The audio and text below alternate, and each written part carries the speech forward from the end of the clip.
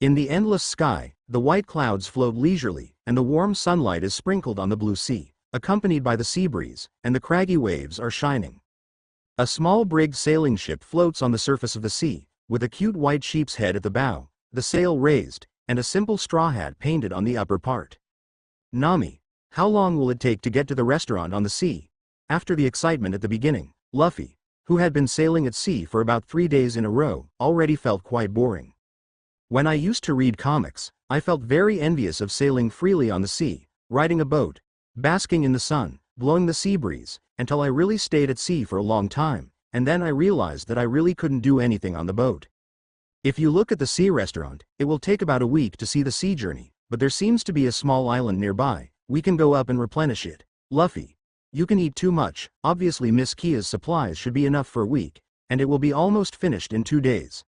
Looking at Luffy sitting on the sheep's head, Nami replied after comparing the charts, and at the same time complained a little about Luffy's appetite. Because of the Mary, Nami can now take a bath on the ship every day, and I don't know when she bought the clothes. At this time, she is wearing a pure white dress, revealing snow-white fragrant shoulders, and the little hollow part of the back is covered by waist-length orange curls, and the skirt reaches the knee, and the body curve wrapped in the dress is moving, which makes Luffy, who looks back at Nami, light up, and instantly feels that sailing is not so boring.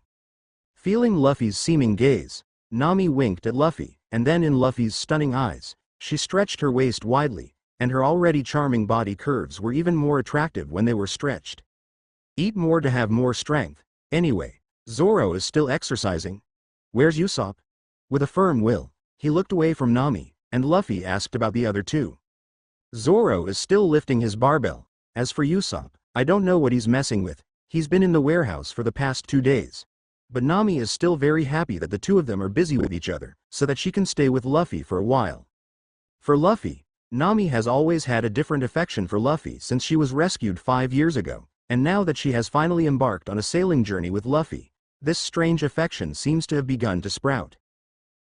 Are there thieves on a safe voyage, and I can look at you more when it's a big plunder?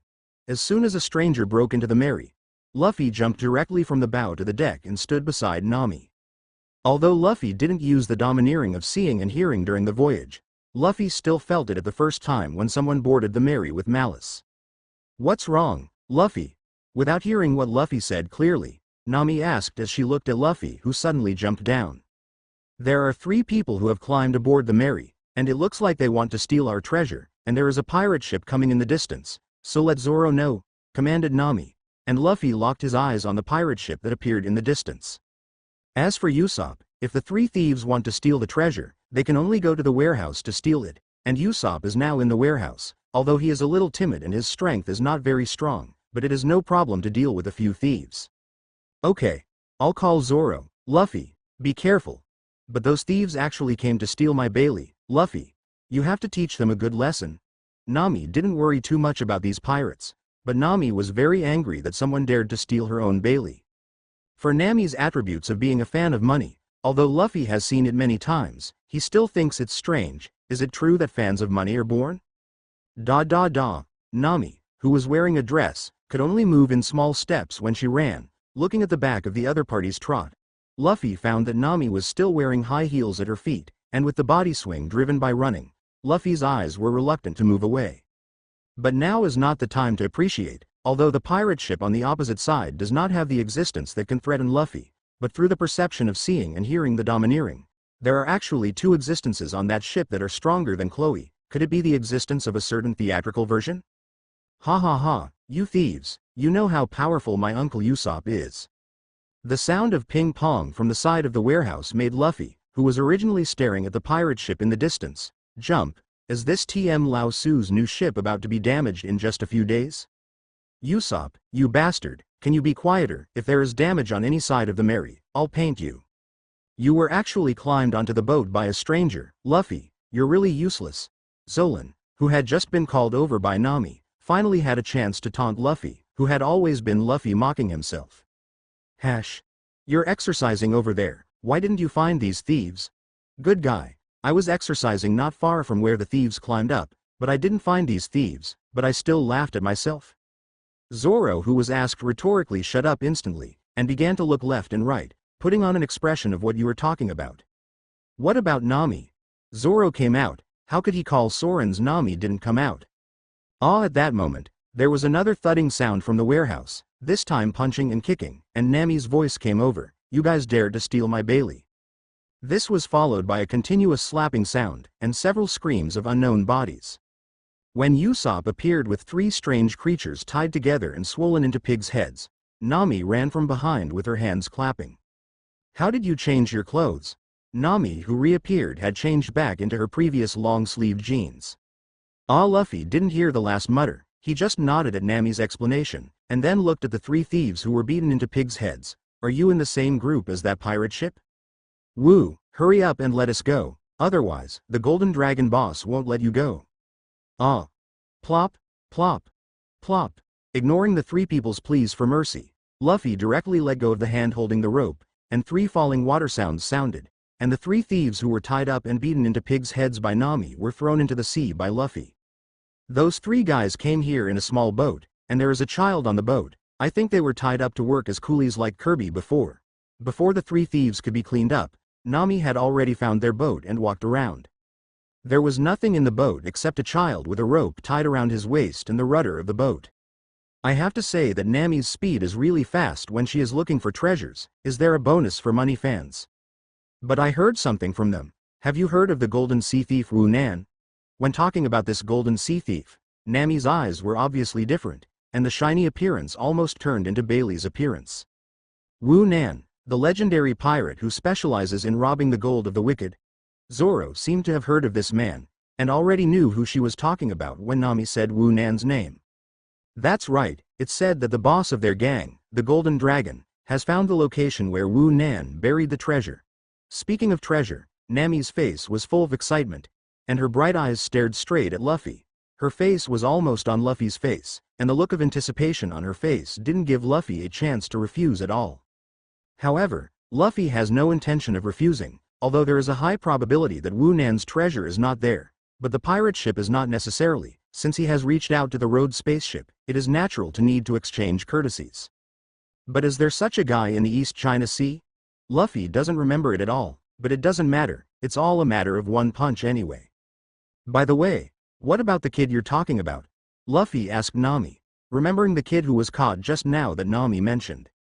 It's still on that boat. After all, I wasn't sure what the situation would be, and the boat was safe for the time being, so Nami didn't bother with him. Get him up and ask. He should know something, or the pirates wouldn't have caught a useless person, right? Just like Kirby before, it was because he knew some navigation that Arita didn't kill him. Sauron, I'll leave it to you, Usopp, it's time to put your shooting skills to the test. Giving Zoro the task of saving the child, Luffy looked at Usopp. What do you need me to do to kill the other captain's captain directly with a cannon? Although he was a little panicked, Usopp was not afraid of what he said. Of course it's best if you can kill it directly, you can give it a try, you don't have to use the shells in vain. Luffy nodded, not refusing Usopp's proposal. Zoro on the side didn't leave immediately, and he also wanted to see if Usopp, who could be invited by Luffy, was really capable. Okay. Look at me. Let them see how powerful Uncle Usopp is. Seeing that Luffy didn't refute his words, Usopp immediately forgot about the nervousness just now, and ran towards the Mary's cannon with a little excitement. At this time, the bow of the Mary happened to be facing the pirate ship that had already advanced some distance, and he didn't see any special aiming action from Usopp, but just moved the muzzle of the gun up and down, and then lit the fuse of gunpowder. Boom! Iron cannonballs shoot at the pirate ship on the other side with tail flames. Bang! The other side didn't seem to react that Luffy would use artillery on his side, so no one came out to stop it, and the flying cannonball hit the bow of the pirate ship directly. With the roar of the cannonballs hitting, the bow of the pirate ship was directly blown up with sawdust, and it didn't take long for the flames to ignite. It actually hit, ha ha ha, it's worthy of Uncle Ben. After seeing that the shell hit accurately, Usopp wiped the sweat from his forehead, and immediately put on an expression of coming to praise Uncle Ben. I thought you were bragging. Nami on the side obviously didn't know what Usopp was capable of, and was surprised to see that Usopp could hit an enemy ship with a cannon at such a distance. And Sauron, who saw that Usopp had successfully hit the pirate ship, after taking a look at Usopp, walked towards the boat that was parked behind the Mary, and the 3 thieves had just ridden. However, although this cannon accurately hit the bow of the pirate ship opposite, For the huge pirate ship, the power of a cannonball was not enough to sink it, and with this cannonball first, the other party already had someone standing in the bow intact. Golden Lion. No, that guy is standing there with his legs well. Seeing the person who appeared on the bow of the pirate ship opposite, Luffy immediately thought that he had seen some legendary existence, and that lion-like hair was indeed easy for Luffy, a person who had never seen a real person, to misunderstand. But when he saw the other party's intact legs, Luffy realized that he had misunderstood. Just as Luffy looked at the other side, the person who looked like a golden lion also spotted Luffy and the others, and although there was still a short distance, Luffy still saw the hideous smile on the other party's face. Then, I saw the figure raise its hands in the air, and there seemed to be an airflow around its body, and then, the blue light condensed around his mouth. Devil Fruit Ability. Looking at the other party's posture and the gradually condensing light in his mouth, Luffy was slightly interested. After all, in the East China Sea, such a thing as a devil fruit is quite rare. Luffy, is it okay to let that thing be launched? Will there be a problem with the Mary? Nami didn't worry about her safety at all. After all, Luffy was in front of her, and Nami felt that as long as she stayed by Luffy's side, she wouldn't have the slightest fear. Don't worry, this level of attack won't make it impossible for me to stop. Luffy smiled confidently as he leaned forward slightly. Drink. The attack on the other side seemed to be condensed, and as the other party shouted, the blue light in the mouth finally formed a straight beam of light towards the location of the Mary.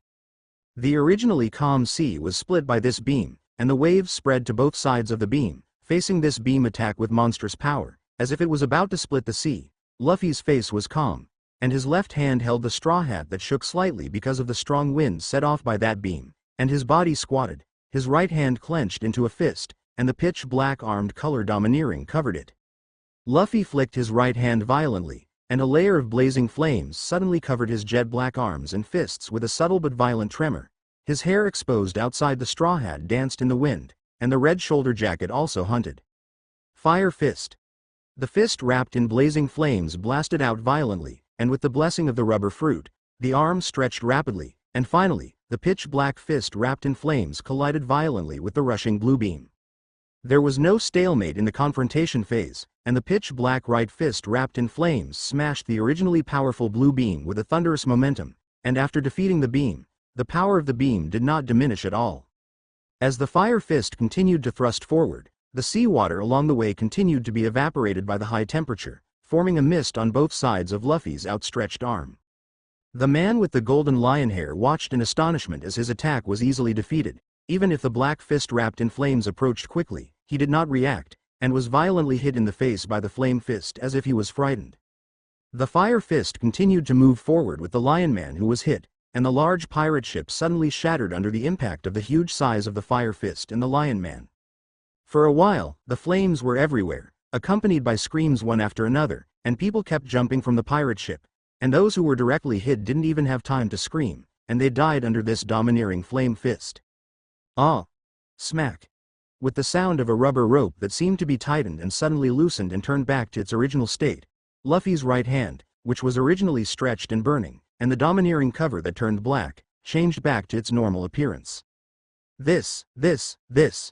What is this? Usopp, who was still in a hurry because of the surging blue beam, seemed to be stimulated by some kind of stimulation for a while. His eyes were wide open, and his mouth was open, and he couldn't even speak. Even Nami, who was mentally prepared for Luffy's strength, was looking at Luffy with her eyes wide open at this time, covering her mouth with her hands on her face, and looking at Luffy with a shocked face. Is this your true strength? Luffy. Zarin, who came back from saving people, also happened to see this scene, and his originally fierce eyes were slightly dull. Obviously Luffy was very surprised by the strength he had just shown. For Zoro's question, Luffy is non-committal, so it's still a matter of vision. Such a strength is simply amazing in the eyes of people who have never been out of the East China Sea, but if you get the Great Voyage or the New World, you can take Luffy's trick. Belch. It seems that there are not many people who can catch the first half of the Great Voyage, but in the New World, there are countless people who can perform such an attack. Of course, Luffy's strength is more than that. Although this move is powerful, it is not Luffy's strongest move at the moment. After all, the second and third gears are not opened. If you really want to say the strongest, it is just the strongest move under normal conditions. Okay, don't be surprised, there will be more people who can use this kind of move in the future, but there is no time to surprise each of you, and when you yourself get to this point, you will find that such a move is nothing more than that, so it is the right way to strengthen your strength. Luffy said this to Zoro and Usopp. Zoro doesn't need to say much, but Usopp has to mention that if according to the development of the original book, Usopp can only rely on luck to defeat the enemy, then sooner or later he will not be able to keep up with Luffy and the others, which is not what Luffy wants to see. Moreover, in terms of the physique shown by Usopp, he is also qualified to awaken the armed color domineering. If it is really like the original book, he can only awaken the color domineering in the later stage. It is really unreasonable. As for Nami, it can only be said that the favored ones have no fear, at least until Luffy falls. It is impossible for Nami to be always taken captive by the enemy like in the original book. If you have this time to be in a daze, it's better to drive the ship over, otherwise the treasure on the other party's pirate ship will sink to the bottom of the sea along with the pirate ship. Looking at the few people who were still stunned, Luffy reminded in time. Don't go too far, you woman. Zoro came to his senses after being yelled at by Nami, and although he cursed on his lips, his body was still very honest and paddled the oars in case he needed them. After all, it's still just right. Puff. Luffy couldn't help but laugh at Nami's mysterious momentum, but it quickly attracted Nami's angry eyes. Luffy, don't laugh, hurry up and help. You will eat the most on the ship. Nami, who is extremely obsessed with treasure, even Luffy does what he is told. Dumbfounded by Nami's roar, Luffy had to row the oars with the other two. There will always be a chance for revenge in the future, Luffy muttered to himself, hoping that Nami would not cry and beg for mercy when the time comes. As for the child who was brought up by Zoro, he had long been stunned by Luffy's strength and Nami's powerful aura, and he couldn't come back to his senses for a long time. Thanks to the efforts of the three of them, the Mary quickly rowed to the side of the sinking pirate ship, although the ships near the wreck were easily attracted by the whirlpool caused by the wreck, but with Nami, a genius navigator, this small difficulty was naturally not a problem. Faced with the treasure that was about to sink, Nami was a little excited and wanted to jump down and pick them up, but was immediately stopped by Luffy. This is not a place to go up. There is no good way to be a devil fruit capable person in the sea. Stupid, aren't you a rubber person? Wouldn't it be nice to wrap your hands around me? If there is danger, I will signal you as soon as possible. Although I am very happy that Luffy cares about himself so much, but when it comes to treasure, Nami will not give up easily. For Nami's persistence, Luffy can only reluctantly accept it, and what Nami said is also a way, although he will be weak if he falls into the sea, but if his arm is submerged in the sea, then it will be no problem at all. And he and the others are not real pirates, and they really need money in exchange for food supplies. Luffy no longer hesitated, stretched out his right arm and grabbed Nami's slender waist, and in order to prevent accidents, he circled several times. After being surrounded by Luffy with her outstretched arms, Nami tied her hair up and jumped off the Mary without hesitation.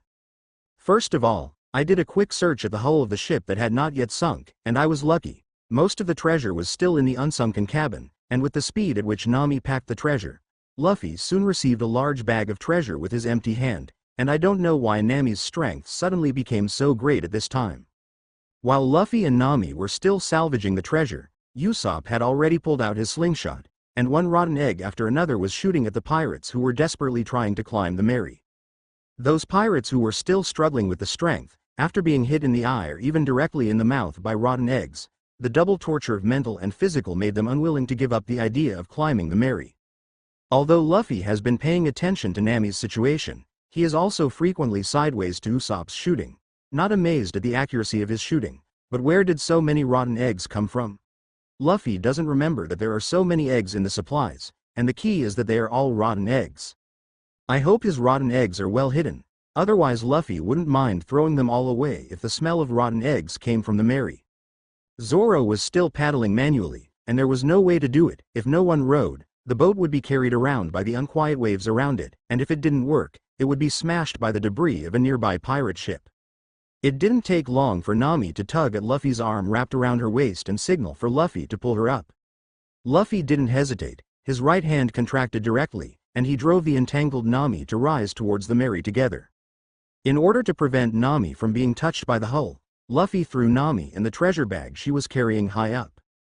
And Nami, who was thrown into the air, did not panic, first threw the bag she was carrying to the deck of the Mary, and then adjusted the position slightly. Before Nami was about to fall to the deck, Luffy's arm that was still wrapped around Nami's waist was slightly stronger, and Nami's whole body was held in her arms. And Nami also hooked Luffy's neck with both hands, and wrapped her feet around Luffy's waist without lagging behind, and the whole person hung on Luffy's body like a koala. Because they were all soaked in water, Nami's clothes were completely attached to her body, and Luffy seemed to hug Nami's delicate body directly, which made Luffy's heart feel hot. Suppressing the charm in his heart, Luffy put Nami down steadily, and the arm wrapped around Nami's thin waist was untied layer by layer, and finally returned to its original state. I earned this time. So many treasures can be exchanged for at least about 10 million Bailey. Nami didn't care that she was being touched by Luffy, and her eyes lit up as she looked at the 2 bags of treasure she had fished up, and she was completely immersed in them. Okay, since the treasure has arrived on our ship, it won't be taken away by others. You better go and change your clothes first. I'm not the only one on the ship, and it's so much trouble in case I catch a cold or something. Seeing that Nami had no intention of changing her clothes at all, Luffy had to remind her that she just watched it. Luffy didn't want Nami to be seen like the original book and didn't care at all. Oh, man. Hearing Luffy's undisguised words, Nami finally recovered from the state of indulging in treasure. Nami naturally didn't care about being seen by others, but Luffy was the only one here, and everyone else was busy not far away, with Luffy's body covering. They couldn't see it if they wanted to. Also, why did I change my clothes before? Isn't it because I just want to wear them for someone? Got it. I'm going to change it. Despite muttering in her heart, Nami obediently hurried back to her room. By the time Nami had finished changing her clothes and came out, the Mary was out of the wreck thanks to the efforts of Zoro and the re-paddled Usopp. Now that the enemy has been dealt with and the treasure is in hand, isn't it time to discuss what to do with this little guy? Looking at the little boy who hadn't spoken since just now, Luffy touched his chin and asked for everyone's opinions. You want to? What do you want to do? I tell you, I'm a pirate. Flying man, I won't be afraid of you. The little boy who was still sitting quietly on the deck and looking around from time to time saw Luffy and the others all looking at him, thinking that they were finally going to attack him, finally panicked and wanted to say something threatening, but he stumbled a little because he was afraid. Why do we always think of ourselves as bad guys? Luffy didn't soothe the little boy who claimed to be the flying man, but looked thoughtfully at his other partners. The first to bear the brunt was Usopp, because at that time he also regarded Luffy and the others as pirates who wanted to invade the village of Sarab. Aha. That's because Zoro, yes, it's Zoro. The expression on his face is so hideous, others will think he doesn't look like a good person when they see him. Seeing Luffy looking at him, Usopp hurriedly snorted and tried to cover up the past, but Luffy looked at him directly, and as a last resort, Usopp had to move out of Sauron. Huh? Sauron, who was named by Usopp, frowned, and there were green tendons bursting out on his forehead. I have to say that Usopp was right. Wow, don't kill me, the flying man cried out with his head in his hands, completely confirming Usopp's words. Nami on the side covered her mouth and chuckled after seeing this scene, and Luffy also showed a look of sudden realization. The corners of Zoro's mouth twitched, and he didn't know how to refute it. After all, other children are so obvious. Okay, no kidding, then, Fei Man, let's call you that. Can you tell us who you really are and where you come from, and we can send you back? Luffy looked back at the little boy. I don't want it, I won't go back. You are so strong, you must be able to find Wu Nan. Let me follow you. I want to meet the legendary sea thief Wu Nan, and then let him accept me as a junior brother. Seeing that Luffy wanted to send himself back, Fei Nan immediately shook his head. I finally have the news of Wu Nan. I must go to see the other party, and it is best to let the other party accept me. How do you know that we can take you to meet Wu Nan? And as far as I know, the sea thief Wu Nan seems to have died a long time ago. Although he was regarded as a villain, Zoro did not take it to heart. After all, to some extent, it was also true.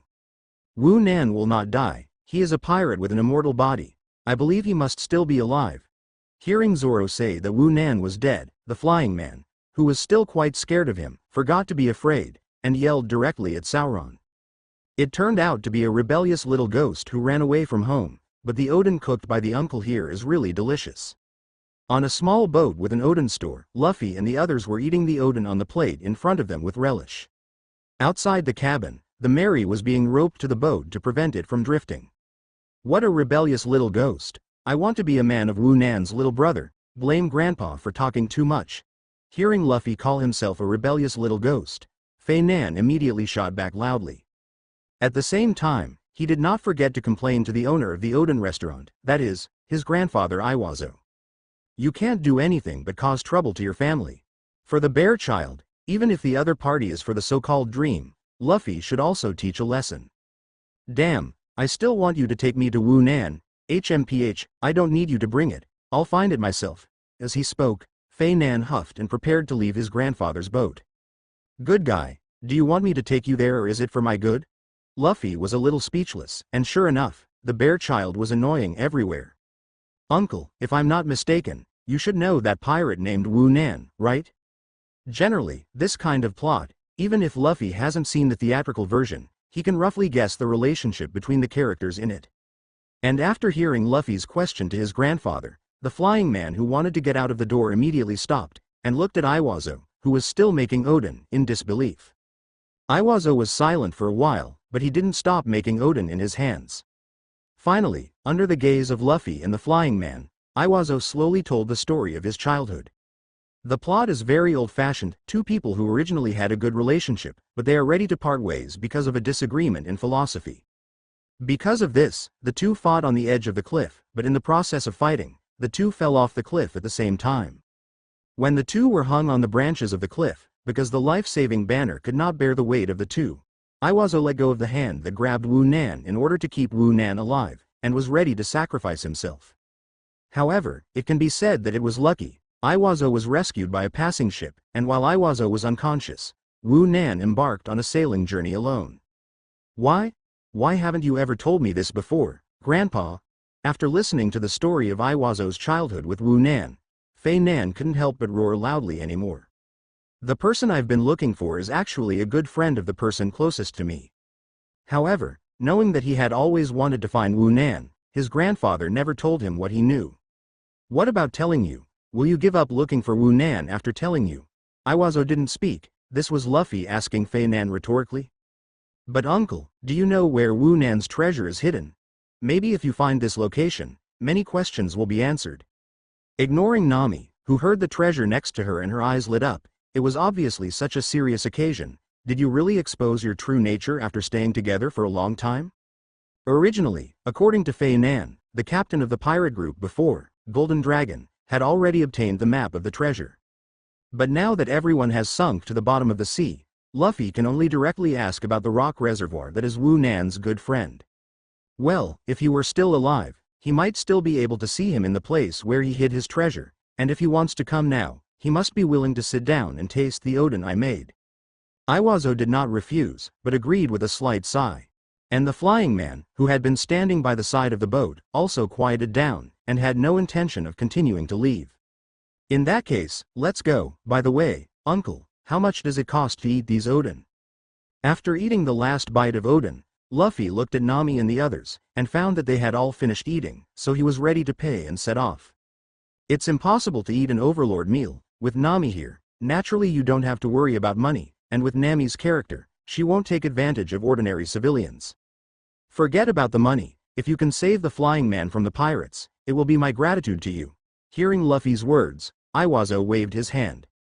And Nami, who was about to dig Bailey, also stopped, and then Luffy seemed to see Nami breathe a sigh of relief, which was simple. Wu Nan has always liked to hide treasures on the highest cliffs, and if I guessed correctly, the location of the treasure should be on the cliff. With Iwazo, a person who was familiar with Wu Nan, leading the way, several people didn't walk long before they arrived at their destination. After arriving at the island, Iwazo pointed to the round cliff in the distance. Luffy and the others did not pause and continued to move towards the cliff that Iwazo pointed to, and the cliff did not have a direct path to the top of the cliff, so it could only be climbed up.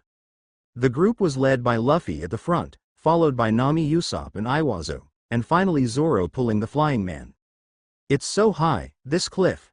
Before we could reach the top of the cliff, a strong wind was blowing around me. Usopp put on his goggles, and the crowd had to slow down. After finding a cave and resting for a while, the group finally climbed up the cliff, and in the center of the cliff, there was indeed a homemade wooden house standing there.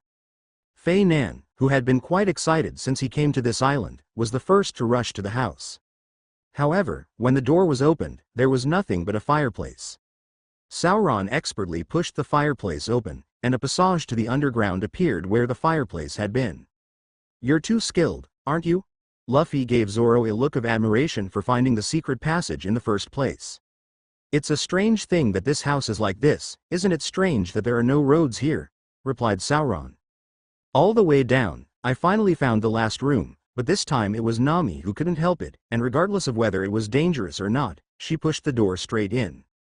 Still, the expected gold and silver treasure did not appear, and the entire dimly lit room was filled with only a skeleton dressed as a pirate captain sitting on a chair in the middle of the room. This is Wu Nan. Looking at the skeleton, even if you don't have to guess, you can know that this skeleton can't be someone else's. How is it possible? Wu Nan will not die, you liar. This is not Wu Nan at all."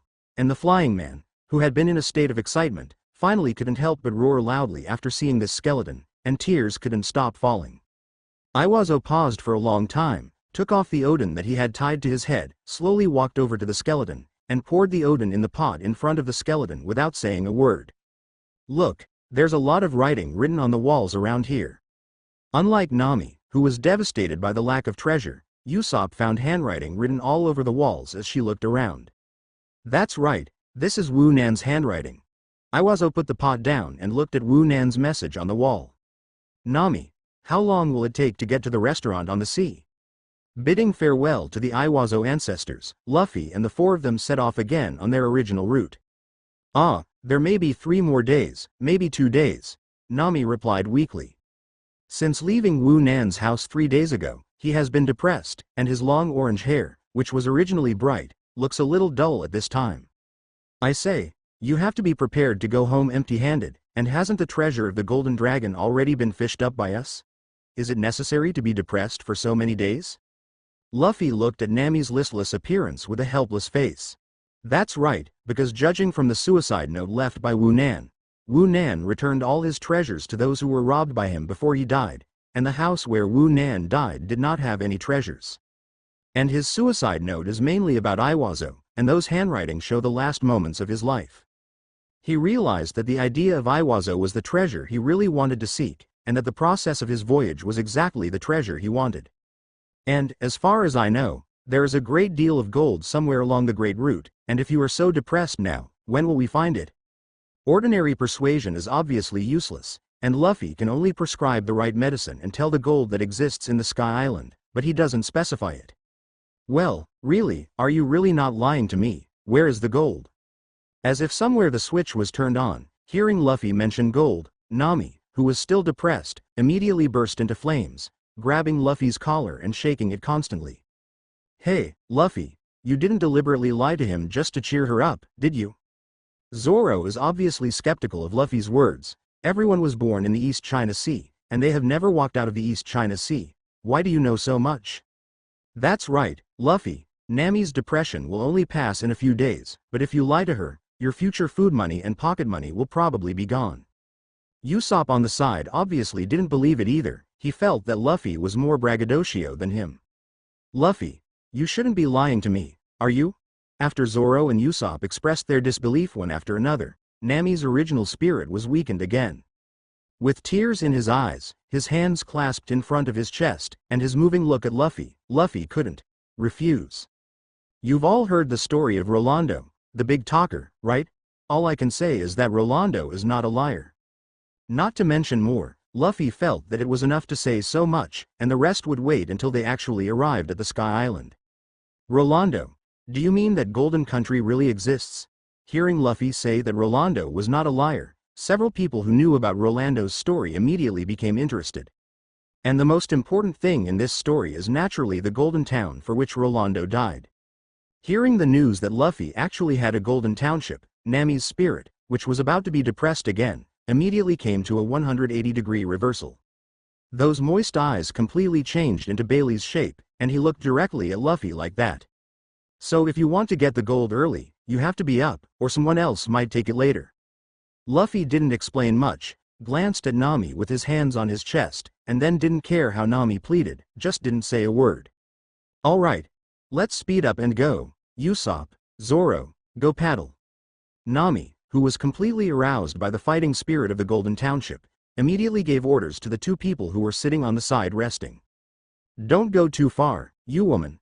The two people who were called by Nami immediately turned into fangs and roared at Nami. "All right.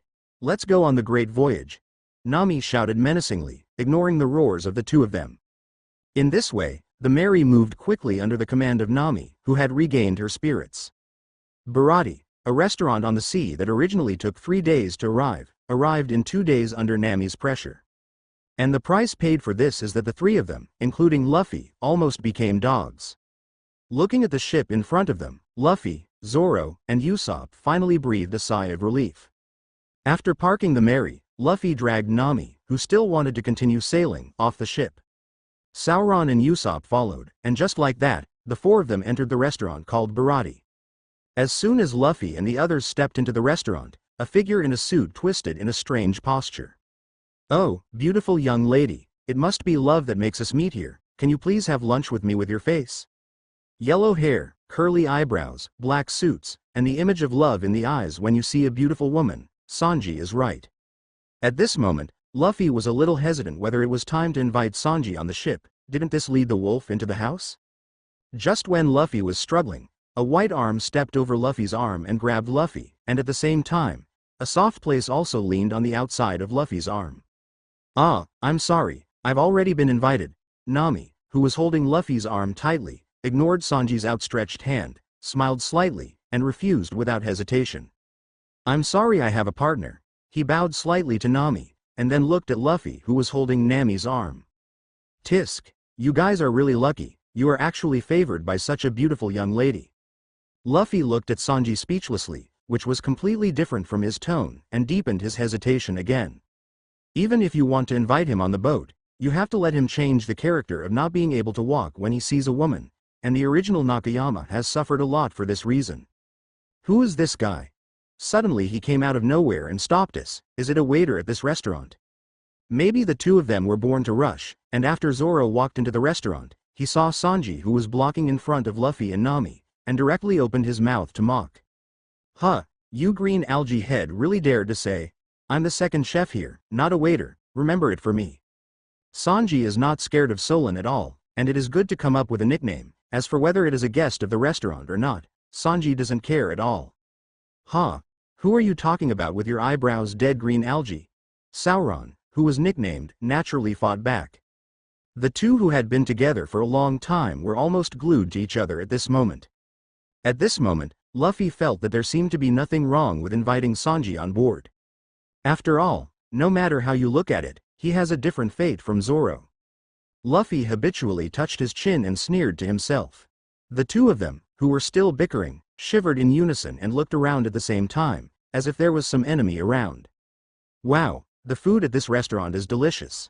In the Bharati restaurant, Luffy and the others were eating the food on the table with relish.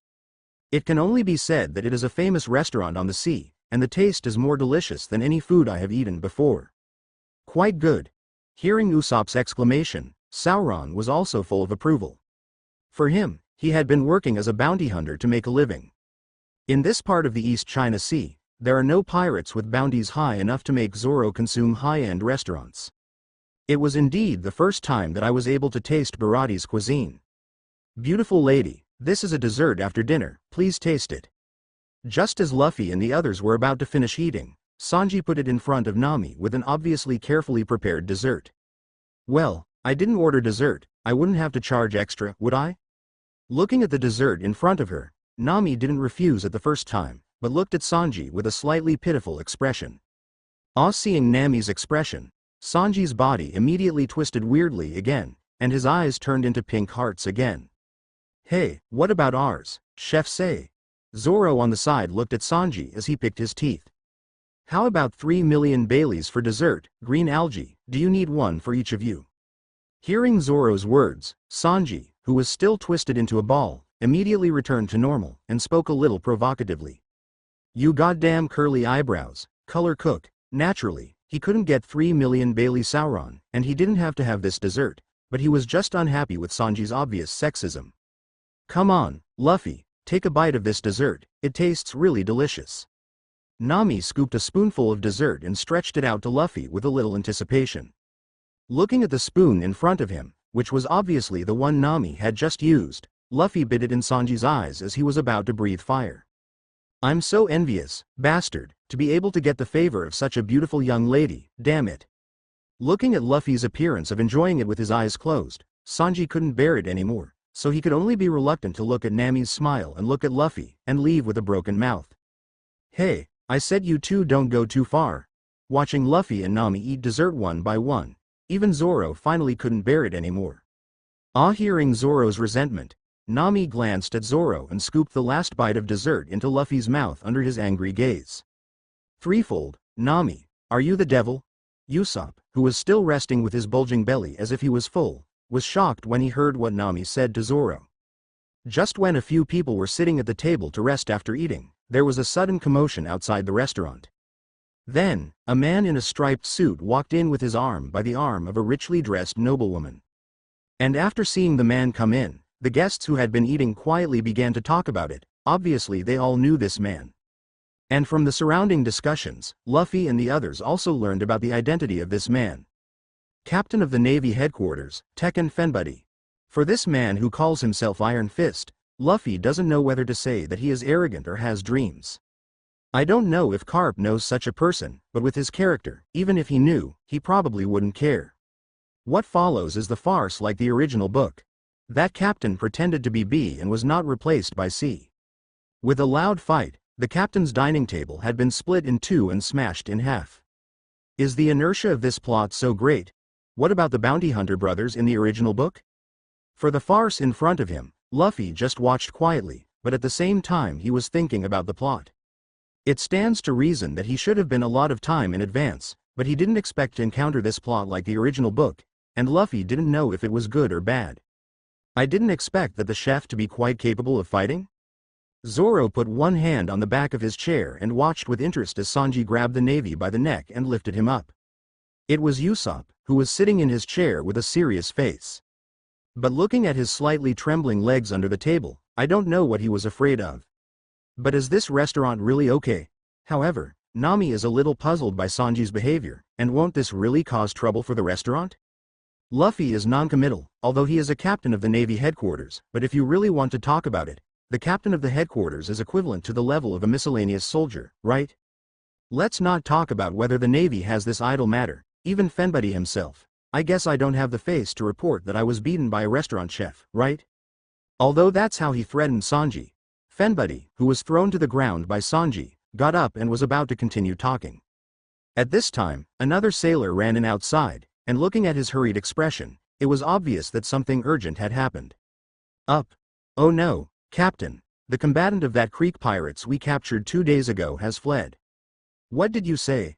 Fenbuddy, who originally wanted to threaten Sanji, also had no idea of finding a place at this time, and it was not a trivial matter for the pirates who were caught to escape. Do you know where he fled to? Bang. Before the sailor could finish his words, a gunshot rang out from outside the door behind the sailor. Then, the sailor, who had only gasped for breath, stiffened, blood gushed out of his chest, staining his Navy uniform red, and then his body fell violently. After the Navy soldier fell, various screams suddenly came from the restaurant, which had been quiet due to Sanji's violence. At this moment, at the door of the restaurant, the figure with a gun suddenly fell to the ground. Food. Give me food. The faint voice didn't look like it had just been shot and killed. Road. Luffy, isn't it time to go? Usopp, who was still pretending to be calm, revealed his timid nature after seeing someone shoot the Navy, and began to urge Luffy. And Nami on the side also covered her mouth with her hand. There was shock in his bright eyes. Obviously he didn't expect that someone would shoot the Navy here. I said, Usopp, if you don't change your cowardly problem, how can you become a brave warrior at sea? Glancing at Usopp, Luffy had no intention of getting up at all. Who said I'm scared? I just got sick and I'm going to die if I don't get back to the Mary. How can you give food to such a person? Should you say that you are a good cook or stupid? On the deck behind Baratie, Zoro looked at the man who was gobbling up fried rice, and said mockingly to the person who was smoking a cigarette. Hey, this is the back kitchen of the restaurant, why are you guys coming along? Ignoring Zoro's taunts, Sanji just said inconsequential words. It's just that Sanji's eyes that look at the sky make Zoro lose the idea of wanting to continue mocking. Although you may not be able to see others starve to death for some reason, have you ever thought that your actions may trigger consequences that you cannot afford? Zoro didn't continue to speak, but Luffy wasn't the same Luffy as he was, and he still had to say what he had to say. There are some things that don't have to empathize to make others grateful to Dade. Although Ah Jin in front of him may be a person who knows how to repay his kindness. But also because of his gratitude and gratitude, it attracted the Creek pirates who didn't know what to be grateful for. Even so, then wait until he is full. Whether he wants to fight or make trouble, I will accompany him at any time. Luffy's words didn't change Sanji's mind in the slightest. With Kin's tearful gratitude, Sanji pushed all the plates and spoons he had eaten into the sea. In that case, why don't we make a bet? Luffy felt that if he still wanted to recruit companions in the future, he would probably have to make a bet with the other party. Oh, what bet? Although I don't feel that my approach needs to be approved by others, if I can get the other party to agree, then this bet is still worth betting with the other party. Seeing Sanji agree, a smile appeared on the corner of Luffy's mouth. And Zolon and Usopp, who heard that the two were going to make a bet, also looked at Luffy and Sanji with curiosity for a while. However, the eyes of the three of them were mainly focused on Luffy's face. Especially Zoro. At that time, Luffy also proposed the conditions for the gambling fight. But because of Manga, the bet between the two did not materialize. Faced with the situation of death, Zoro chose to join Luffy for the sake of ambition. So what kind of bet will Luffy make with Sanji this time? I'm missing a chef on my ship right now, and your food is very good in terms of taste and nutritional value, and the bet is that I want you to join us.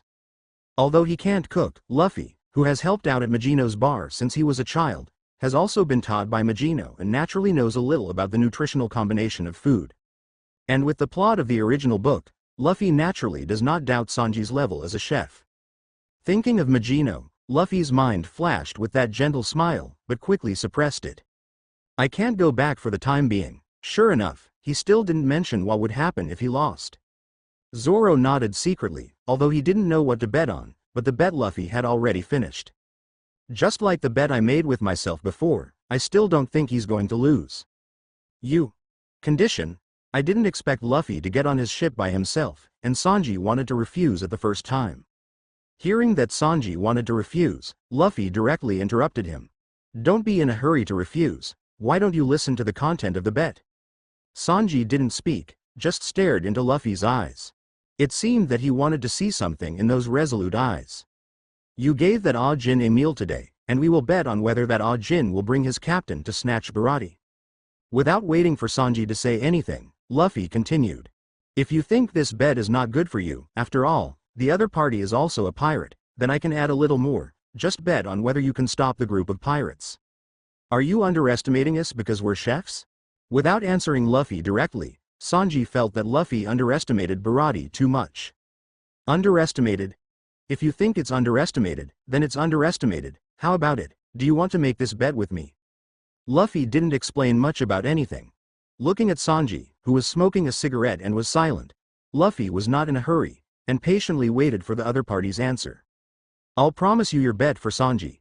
Just as Sanji was silent, a neutral voice sounded from behind the closed door behind Sanji.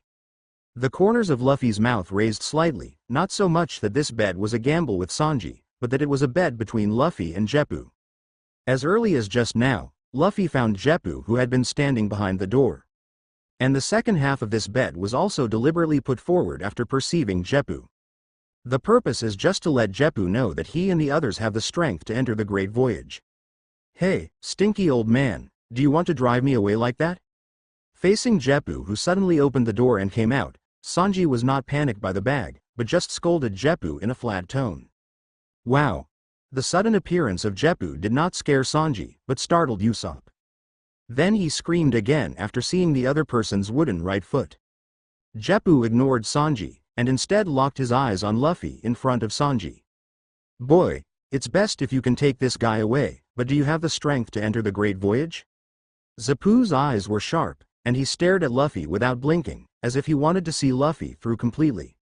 Whether you have the strength or not is not the strongest to say, since Sanji let go of the person named Ah Jin.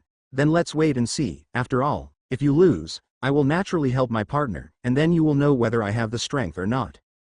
Luffy also responded to Zapu's question without fear. Hey, you two, don't ignore my existence. It's my business to agree to get on your boat. What's the matter with this stinky old man? Seeing that the two of them ignored themselves and directly finalized the gambling contract, Sanji finally couldn't bear it anymore and yelled at the two. Zeppu ignored Sanji's roar, and turned around and left directly after hearing Luffy's answer. Luffy also turned around and looked at the endless blue sea with some kind of expectation. Nami, who had been watching Luffy since just now, couldn't help but walk up when she saw that Luffy didn't pay attention to Sanji anymore, but turned her eyes into the distance, with a certain strange color in her eyes. What's wrong, Luffy? It's the first time I've seen Luffy like this. This kind of eyes full of anticipation and seemed to be full of war. For a moment, Nami felt that Luffy at this time seemed so far away.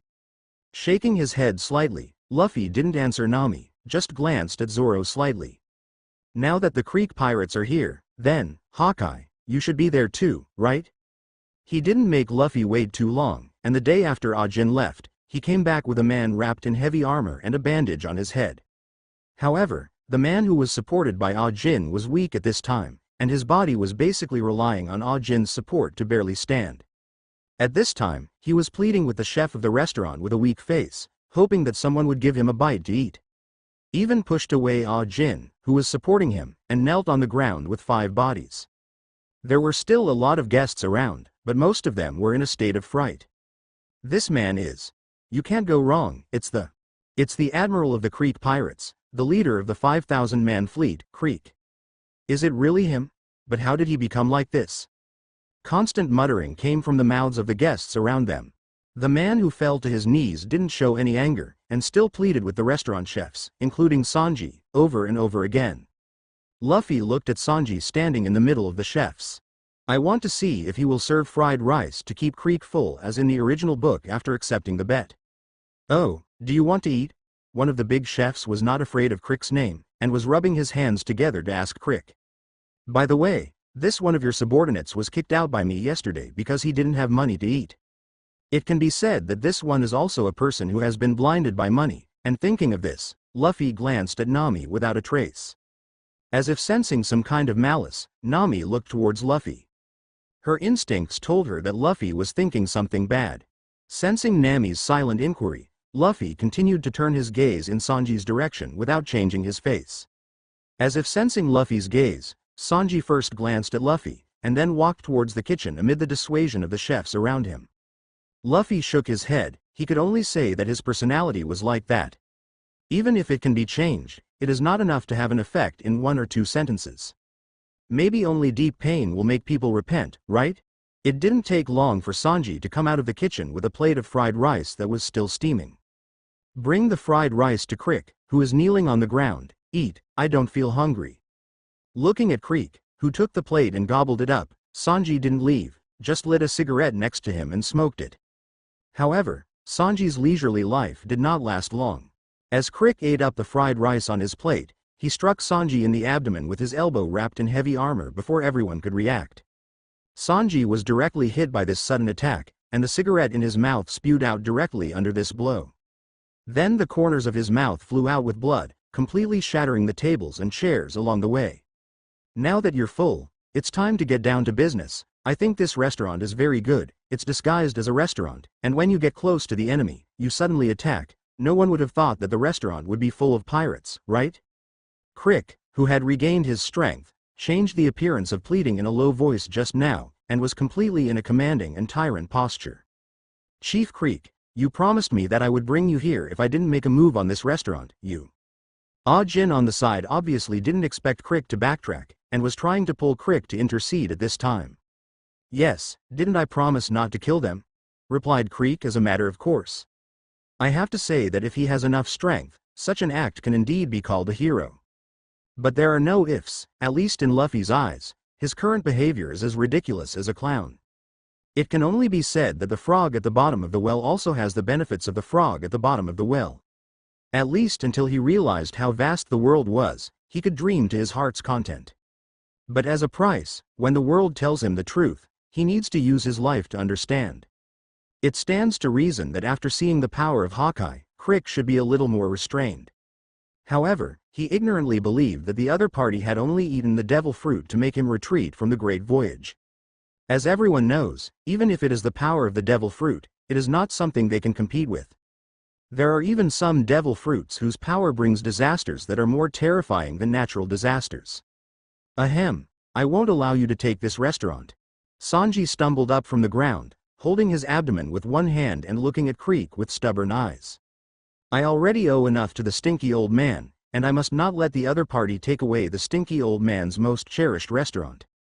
I told you, get me food for 100 people and leave at once, or I'm going to shoot. As he spoke, Crick raised the gun hidden under the heavy armor in his hand and threatened the cooks, who were still silent. Bang! A large bag full of food was thrown in front of Crick. It's food for 100 people, how about leaving here with him? At some point, Jep had prepared the food Crick needed. Are you red-footed Jep? The first time he saw Jep, Crick recognized him. But after the initial panic, he seemed to remember something. I didn't expect that behind this restaurant is the red-footed Jeppu, but I may still be afraid of you a little bit before you break your foot, but now, your right foot is gone. How much can you exert your strength? Whether my right foot is intact or not, at least I want to retreat to the East China Sea. What about you? If I'm not mistaken, you people are all losers of the Great Voyage, right? Jep didn't seem to take Crick seriously at all, not caring if his words would anger him. And after Jeppu said this, the noisy chatter of the guests sounded around again. The strongest pirate in the East China Sea, the leader of a fleet of 5,000 men, Crick, has actually been defeated and retreated from the Great Route. HMPH, my subordinates, I have the strength. The reason why I returned is just because of the lack of intelligence. I heard that you Jeppu also came back from the Great Voyage. Then you must have a navigation diary about the Great Voyage. Hand it over.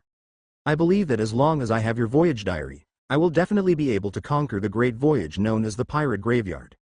It can only be said that ignorant people really dare to say anything. They have all seen the vastness of the world, but they are still immersed in the dreams they weave and refuse to come out. It seems that Hawkeye didn't do it hard enough. How's it going to go? I've already generously decided to let you go. After leaving with food, Crick returned with a giant ship in tow. However, looking at the tattered appearance of the pirate ship, it is clear that the formation after entering the Great Voyage did not go well. However, this does not seem to affect Crick's blind confidence in himself. At this time, he was clasping his hands to his chest, surrounded by many subordinates, looking at the group of chefs on Baratie with a proud face. As for Luffy and the others, they were completely ignored by him. HMPH, Baratie can't be handed over to you.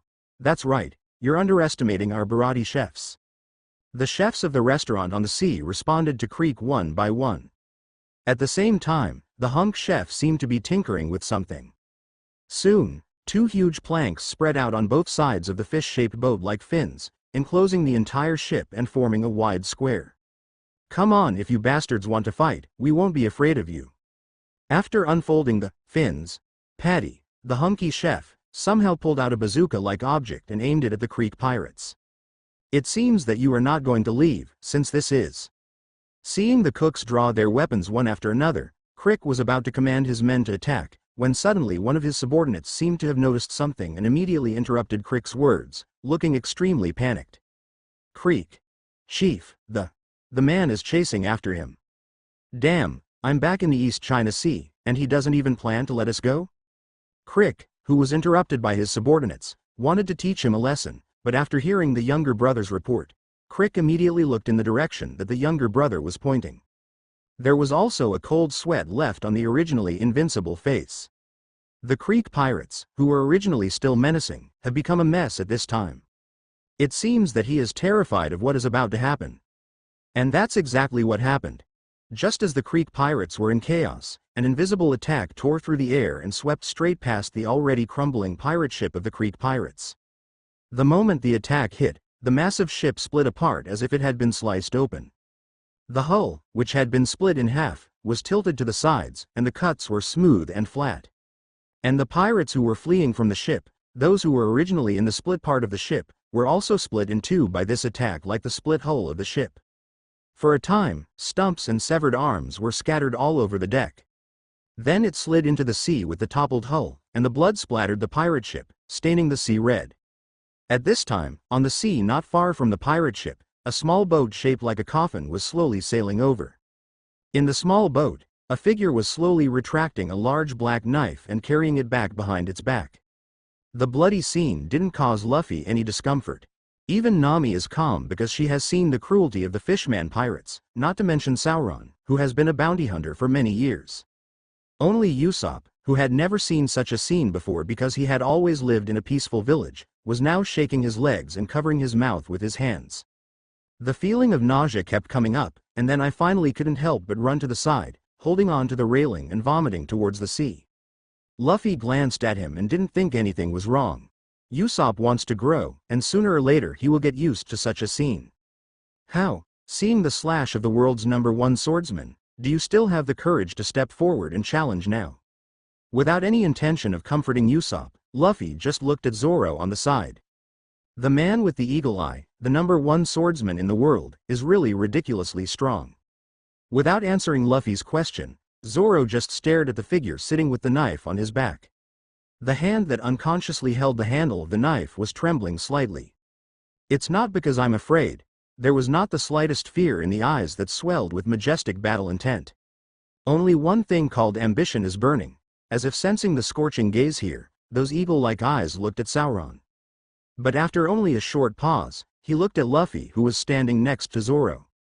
A hint of surprise flashed in those sharp eyes, but it quickly disappeared, and instead glanced thoughtfully at the straw hat on Luffy's head. What's going on? That man is. How is it possible? How can such a man appear in the East China Sea? It can't be wrong, it's him, right? That eagle-eyed man, the world's #1 swordsman. As long as you have read the newspaper, you have basically seen this man to a greater or lesser extent. Now that they saw the real person, the chefs of those sea restaurants showed shocked looks. No one would have thought that they would be able to meet that legendary character in the East China Sea, the weakest of the 4 seas. Still, apparently, there are still a lot of people who don't read the newspaper. Like that Creek, he had no idea who Hawkeye was. Who the hell are you? We don't seem to mess with you, do we? Why are you chasing after us? Clutching the hull of the ship that was not completely sunk, Crick finally couldn't help but angrily question the other party. Just to pass the time, replied Hawkeye, who crossed Jiro's legs and held his knees with both hands. Damn, I will never spare you for destroying my fleet for such a reason. Crick, who couldn't see the difference in strength at all, raised his flintlock pistol and shot a few bullets at Hawkeye. Maybe he didn't want to waste time on Creek. Hawkeye didn't draw his knife and bounce off the bullet as in the original book, but his head was slightly off. The bullets that were fired at him were dodged. The castrated bullet shot into the sea behind Hawkeye, making a few poof sounds. Did you miss the shot? For these people, they obviously don't know about the existence of the domineering color, and they just think that Crick missed the shot. You're a devil fruit power, whether it's the previous attack or the current dodging my bullets, ordinary people can't do this kind of thing. For things beyond his own knowledge, Crick ultimately blames him on the power of an unknown devil fruit. Is it a devil fruit? No wonder it can destroy so many of our ships. If it is the power of the legendary devil fruit, then it is in the past. Hearing Crick's words, the pirates who were lucky enough not to be attacked by the previous slash began to talk. It's as if it were the power of the devil fruit, they would be able to deal with it. I really don't know why someone like you would want to follow you, the most powerful pirate group in the East China Sea. Who are you? I've noticed you before. You guys aren't from this restaurant, right? It can only be said that although Crick's strength is not very good, his mentality is indeed not comparable to ordinary people. Even though he was so taunted by Luffy, he didn't show any anger. It doesn't matter who I am. The important thing is that the weak should also quit, right? Although this is not in line with the content of the gambling contract, there are people on my side who can't help it. Seeing that Zoro had already tied up his headscarf and wanted to draw his sword at any time, Luffy didn't plan to continue grinding. You actually say that I am a weak person, if I, the strongest pirate leader in the East China Sea, who commands a fleet of 5,000 people, are all weak, then what are you? There seemed to be some signs of anger, and even if he could endure it again, the continuous taunts of unknown characters made the self-righteous pirate leader angry. Little ones, climb on that boat for me and kill them all. I've already given them a chance. Since you don't know how to cherish them, let's die. Oh, the pirates who were still alive responded and swam towards Barati's unfurled fins. And then Crick himself, too, jumped towards the fins at the same time. How can you stop these of my men? Seeing that all the pirates and minions had climbed onto the fish fin square, the chefs who had been standing also took a fighting posture. Yamaji-kun, maybe our bet is about to be invalidated.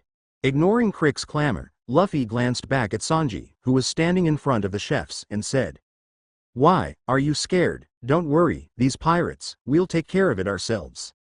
Although there was a faint trace of regret, Sanji did not show it. "No, we're just running out of patience." Luffy stretched out his right hand and lowered the straw hat. His eyes hidden in the shadow of the brim of the hat were as full of battle as Zoro. Buzz. With a flicker of his eyes, the silent fluctuations spread out around Luffy as the center, and then quickly turned into a monstrous momentum and swept out. In an instant, the heavens and the earth seemed to have lost their color, and there seemed to be only the proud figure wearing a straw hat left between the heavens and the earth. Click, click. A series of falling sounds rang out. Whether it was a pirate or a chef, all of them who couldn't withstand this momentum rolled their eyes and fell. Even the rest of the people who did not fall down were trembling under this momentum and wind, and they couldn't come back to their senses for a long time. This time, to release the Overlord color domineering, Luffy did not spare the slightest hand, but went out with all his might.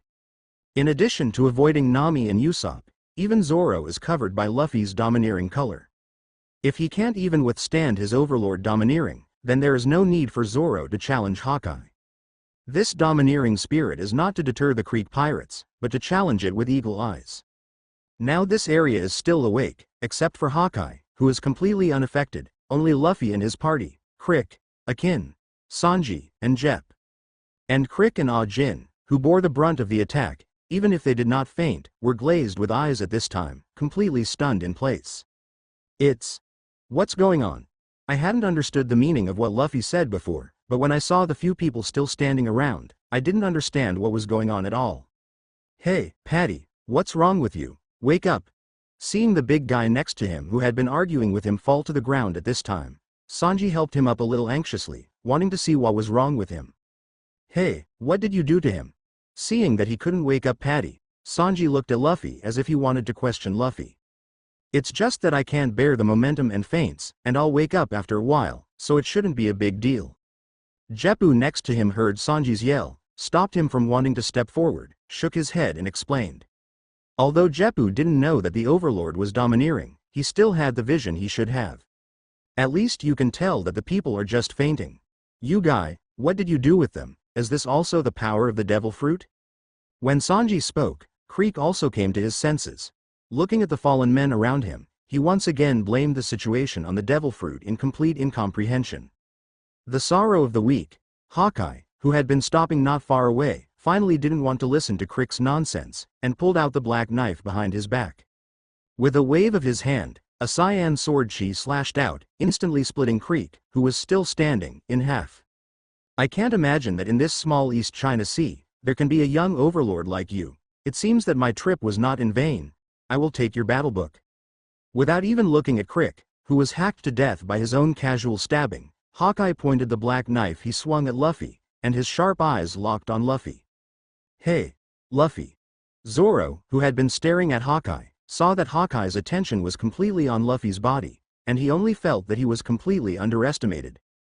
"Then before that, can we show our Mr. Swordsman a glimpse of the vastness of the world, Lord Hawkeye?"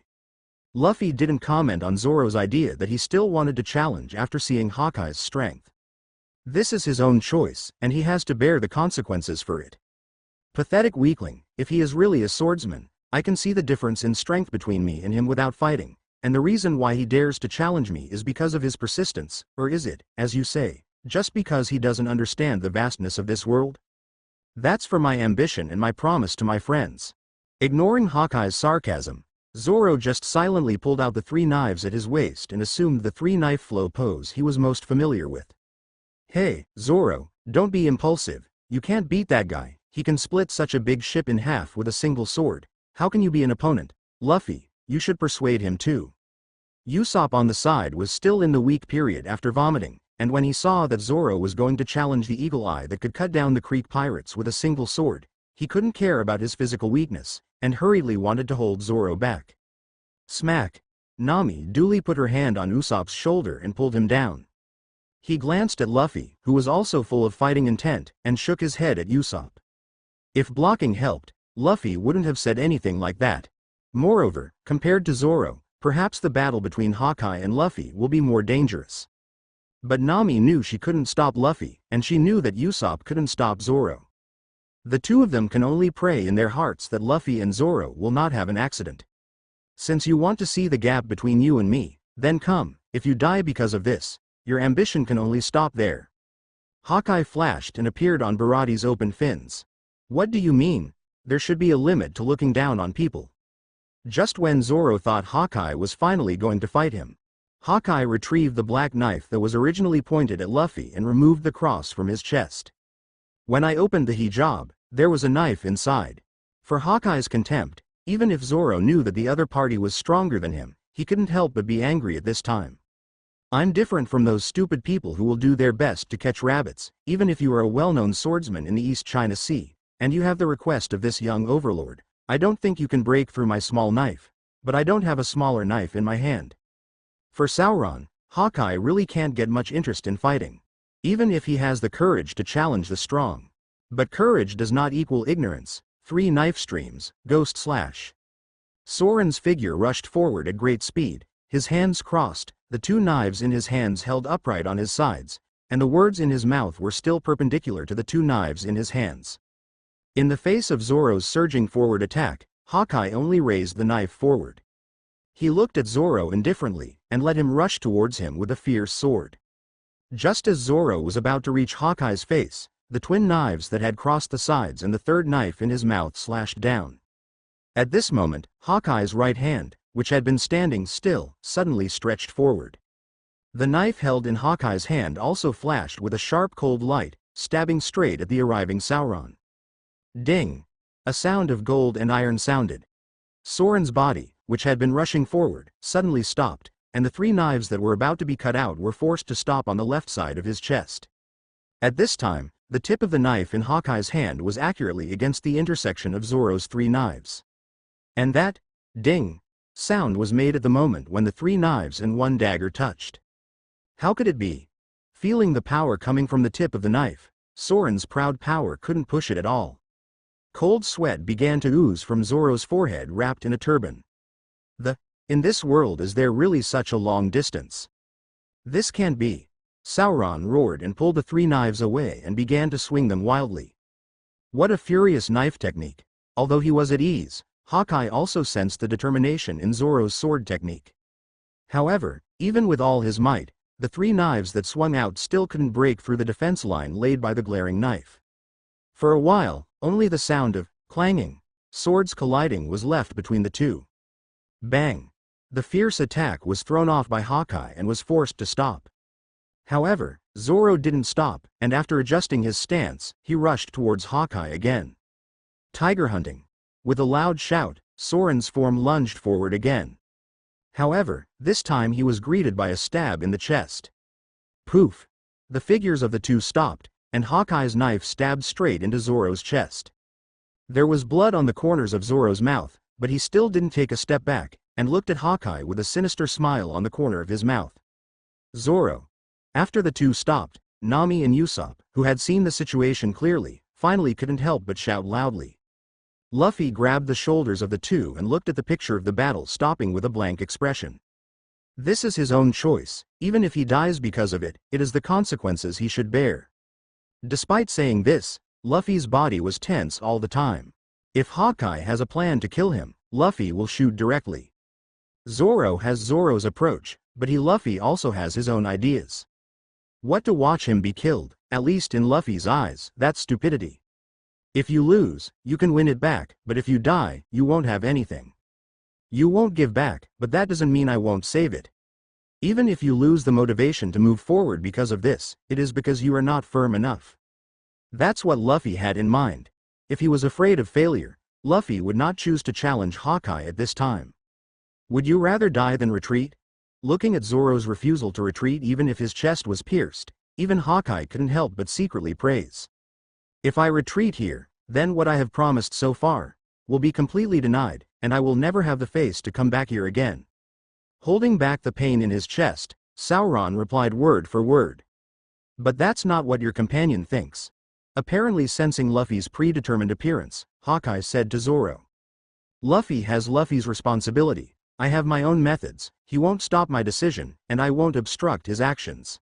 Not bad determination, then. I approve of you, report your name, and in exchange, I will defeat you with this strongest black knife in the world. Pulled out the knife that had been stuck in Zoro's chest. Hawkeye retracted the lid and put it around his neck. Then he took the huge black knife that he had carried back to his back before the battle in his hand. Roronoa Zoro. Sauron replied, alternating the 3 knives in front of him again, regardless of his physical injuries. 3 blades stream mysteries, 3,000 worlds. The 2 figures staggered again. Only this time it was no longer 3 knives and a short dagger, but 3 knives and a huge black knife. Bang bang. The sound of the blade shattering sounded, and in addition to the words of Hedao in his mouth, the other 2 knives in Soren's hand were directly broken into several pieces. Originally, there was only a knife wound that had been stabbed in the chest before and a knife wound that ran through the chest, and the blood soon stained the white shirt. Original.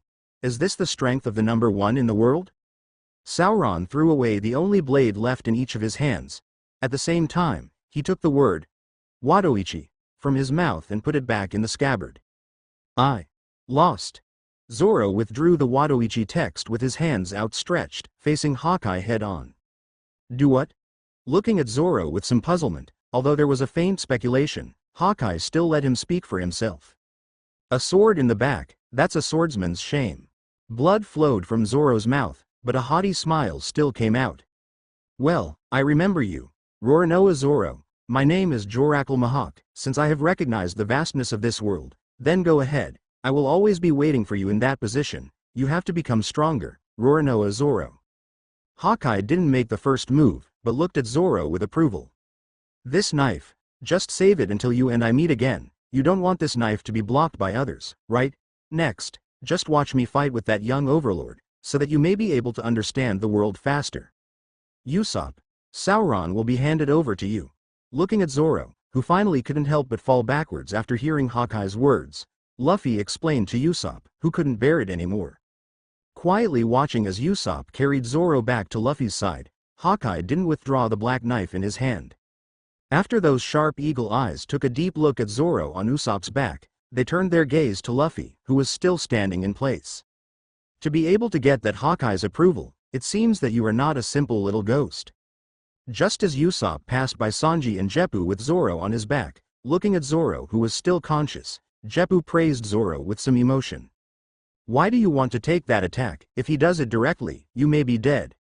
Unlike Zeppu's admiration, Sanji didn't understand why Sauron was so persistent. Because of my ambitions, I don't allow myself to go back. Even if you lose your life because of it? Even if you lose your life because of it? It's stupid. Give it. It's knife medicine. Apply it to him. Don't die here. Cursing in a low voice, Sanji threw Usopp a bottle of ointment. Sanji stopped talking. Did he think he was stupid? Maybe a little, but more of an admiration for his rather than retreat. Luffy. Looking at Luffy, who had been silent since just now, Nami was a little worried and wanted to say something. Zoro was already so strong, but he was beaten by the man called Hawkeye, who was powerless to resist with a toy-like knife. Even though she knew that Luffy might still have hidden strength, Nami still had deep worries in her heart. Don't worry, Nami, I'll be fine. Seeing Nami's worried expression, Luffy patted her on the shoulder and comforted her, then removed the straw hat that was worn on top of her head. Keep my hat for me. As he spoke, Luffy pressed his straw hat against Nami's beautiful long orange hair. Feeling the warmth of the straw hat on her head, Nami's heart seemed to calm down. Hey, do you have to be cut half to death like that green algae head? Seeing that Luffy, who had taken off his straw hat, seemed to be preparing to go up and fight the man called Hawkeye, Sanji only felt that this world no longer seemed to be the one he was familiar with. Why are there so many people who are not afraid of death all at once? Although the bet contract is invalid, you can still consider whether or not to accept my invitation. Then, for the sake of this battle, tell me how to answer after the battle is over. Luffy said to Sanji without looking back. You, guy. Sanji looked at Luffy, who was walking towards Hawkeye in a daze, and didn't know what to say for a while. I've kept you waiting, Your Excellency Hawkeye. Luffy, who was standing in front of Hawkeye, didn't make the first move. There's nothing wrong with it, it's a boring trip to pass the time, but it's better to meet a tyrant like you in this East China Sea, but it makes me happy. Didn't care about Luffy's previous actions, but Hawkeye also wanted to see how Luffy was doing. That couldn't be better. After saying that, Luffy and Hawkeye stopped talking. A solemn atmosphere formed between the two, like the calm before the storm, which made the few people watching the battle from a distance feel like they were suffocating. Just when the few people watching the battle were about to lose the oppressive atmosphere between the two, Luffy, who was originally standing still, made the first move. I saw Luffy flick his right hand and hit the air out of thin air. Then, at Luffy's right wrist, there seemed to be a subtle bulge that began to squirm along Luffy's right hand, swimming all over his body where his clothes covered his invisible. Then, Luffy's whole person seemed to have just come out of the steamer, his skin turned slightly red, and the steam visible to the naked eye continued to emanate from Luffy's body. Second gear. Fire fist. I could only hear a low shout, and Luffy's figure disappeared directly in place. And the few people who were watching the battle couldn't see how Luffy moved at all. When they looked around, trying to find Luffy's figure, a roar completely drew their attention. I saw that Luffy, who was still standing opposite Hawkeye, had already appeared above his head where Hawkeye was originally located. Luffy, who was showing his form, was clenching his right hand into a fist at this time, and his entire arm was pitch black, and at the same time, there was a blazing flame burning on it.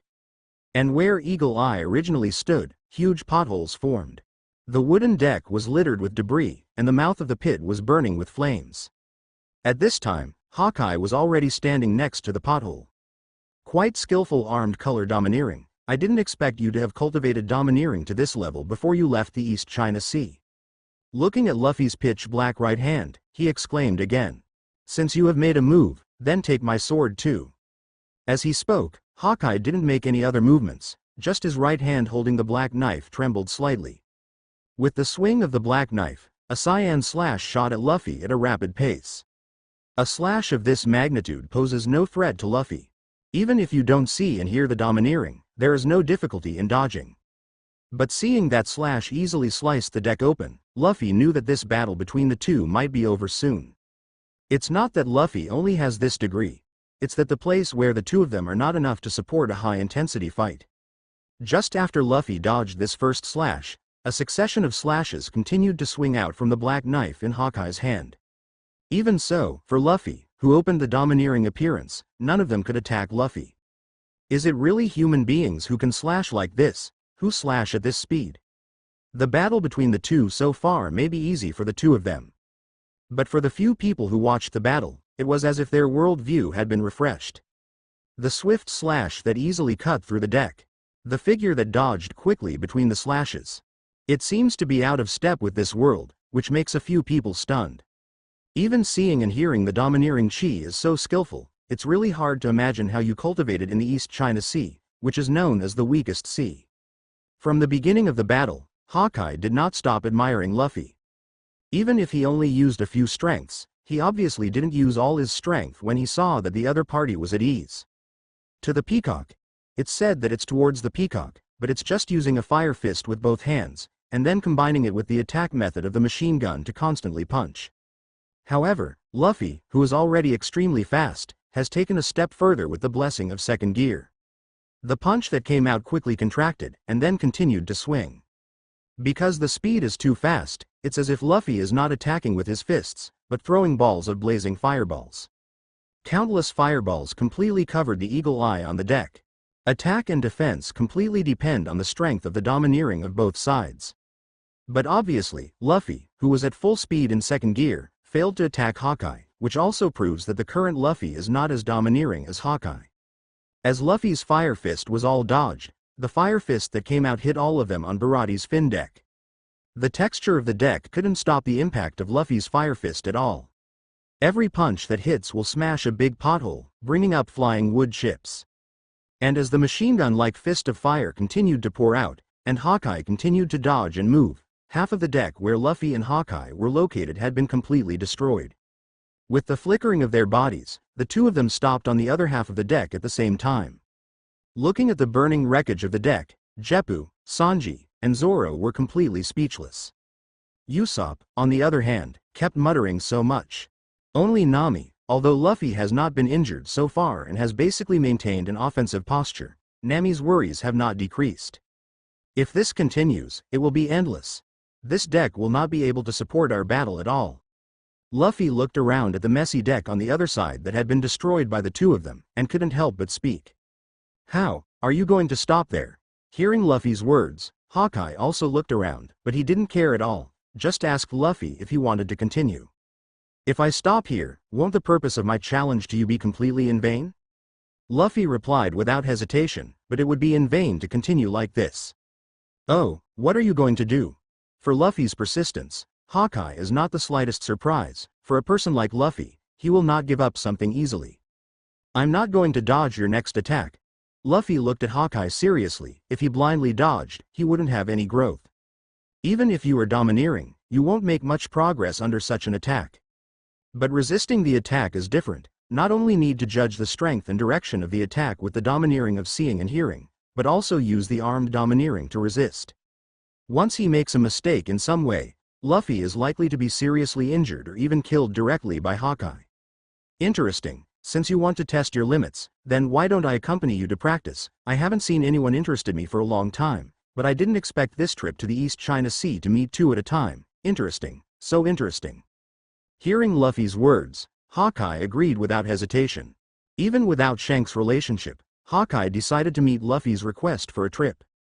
As early as when he saw Luffy, as an old friend and rival of the red-haired Shanks, he found the straw hat on Luffy's head.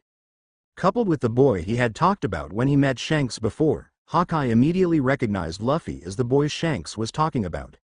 Seeing that the person who was favored by his old friend was so good, Hawkeye glanced at Zolan, who was looking at the two of them with shocked eyes at this time, and suddenly had the idea of wanting to take in the apprentice. But the moment the thought came to mind, Hawkeye snuffed it out. What Sauron lacks now is not the professor's master, but a real battle against a strong opponent. And letting him stay by Luffy's side and constantly challenge strong enemies is what he needs most at this stage. In that case, you should be careful. As he spoke, Hawkeye's original posture of holding the knife in one hand changed to holding the knife in both hands. After seeing Luffy's hands resurfaced with a pitch-black armed color domineering, he slashed with a black knife without hesitation. The staggered slashes are more condensed and faster than the slashes of the previous swings. From a distance, watching the two fight again, and Hawkeye changing from holding a knife in one hand to holding a knife in both hands, Nami's already worried heart once again rose to her throat. Even if you don't know swordsmanship, you know that the strength of both hands is definitely greater than that of one hand. Faced with a much more powerful slash than before, Luffy's face remained unchanged. All the armed color domineering that was originally placed on the hands just in case flows to the right hand, making the domineering of the right hand even more powerful. Then the right hand was swung out violently. The invisible air was suddenly pushed out under the fist of the second gear state, and it struck at the slashes like an air cannon. The air cannon collided with the slash in the air, and the resulting airflow spread violently. The wind swept in all directions, and finally, the attacks from both sides were wiped out at the same time. The next moment when the air cannon and the slash disappeared, the Hawkeye black knife slashed again. A more condensed slash came straight at Luffy. This time there was only one slash, but it felt more dangerous to Luffy than all the previous slashes combined. Fortunately, the strength of the slash is still within the range of Luffy's domineering perception. But this seems to be the strongest attack that Luffy can currently resist by invoking the armed color domineering. If Luffy's domineering spirit can't break through, then Hawkeye's next attack Luffy may not be able to resist. Third gear, sunset.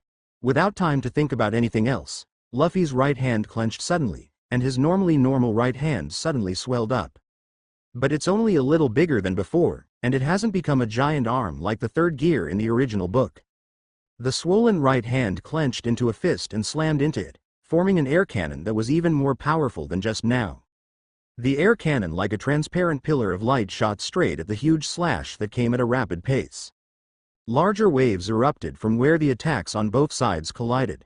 Centered on the spot where the two attacks collided, the wooden deck lasted only a moment before it shattered completely, spreading out into the outer ring like radiation.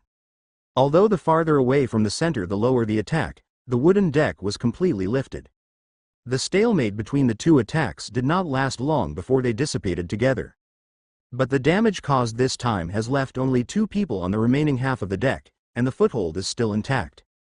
Now for the final attack, don't die. Hawkeye looked at Luffy expectantly, while squatting slightly. Hold the handle of the black knife knight with both hands, and point the black knife diagonally behind the top of the head, slightly accumulating strength.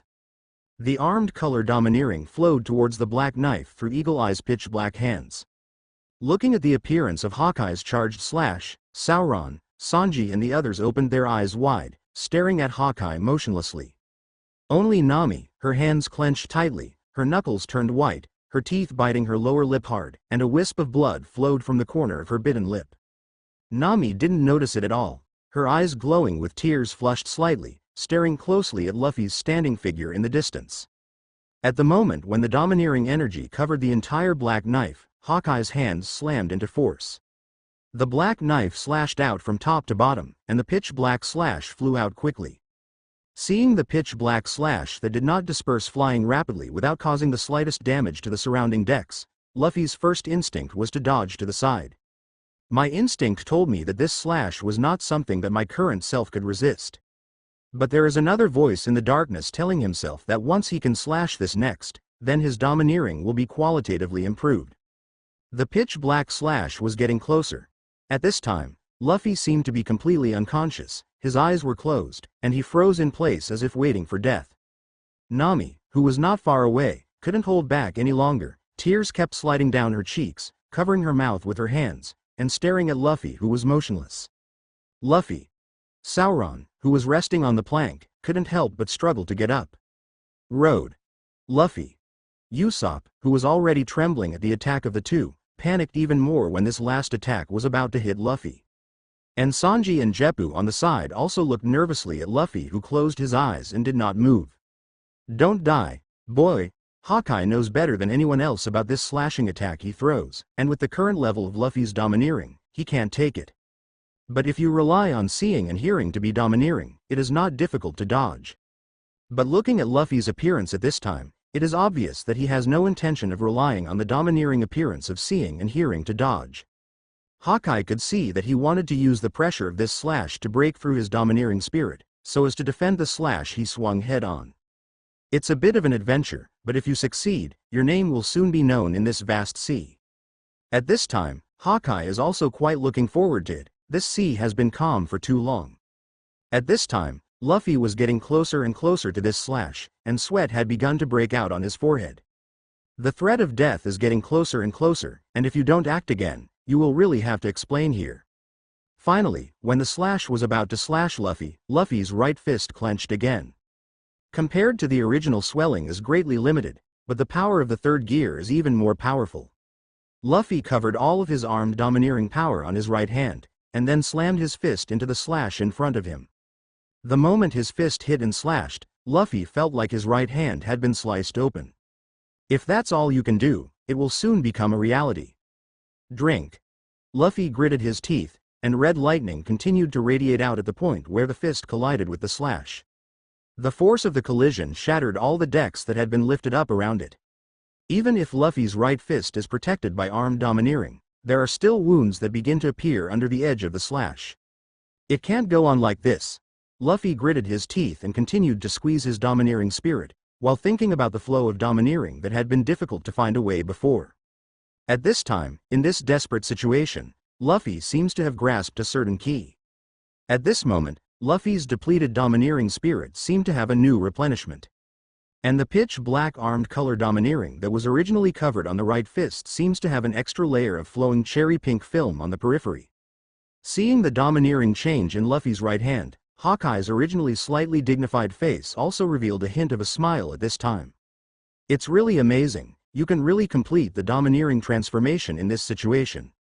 In this way, his own slash is completely no threat to Luffy.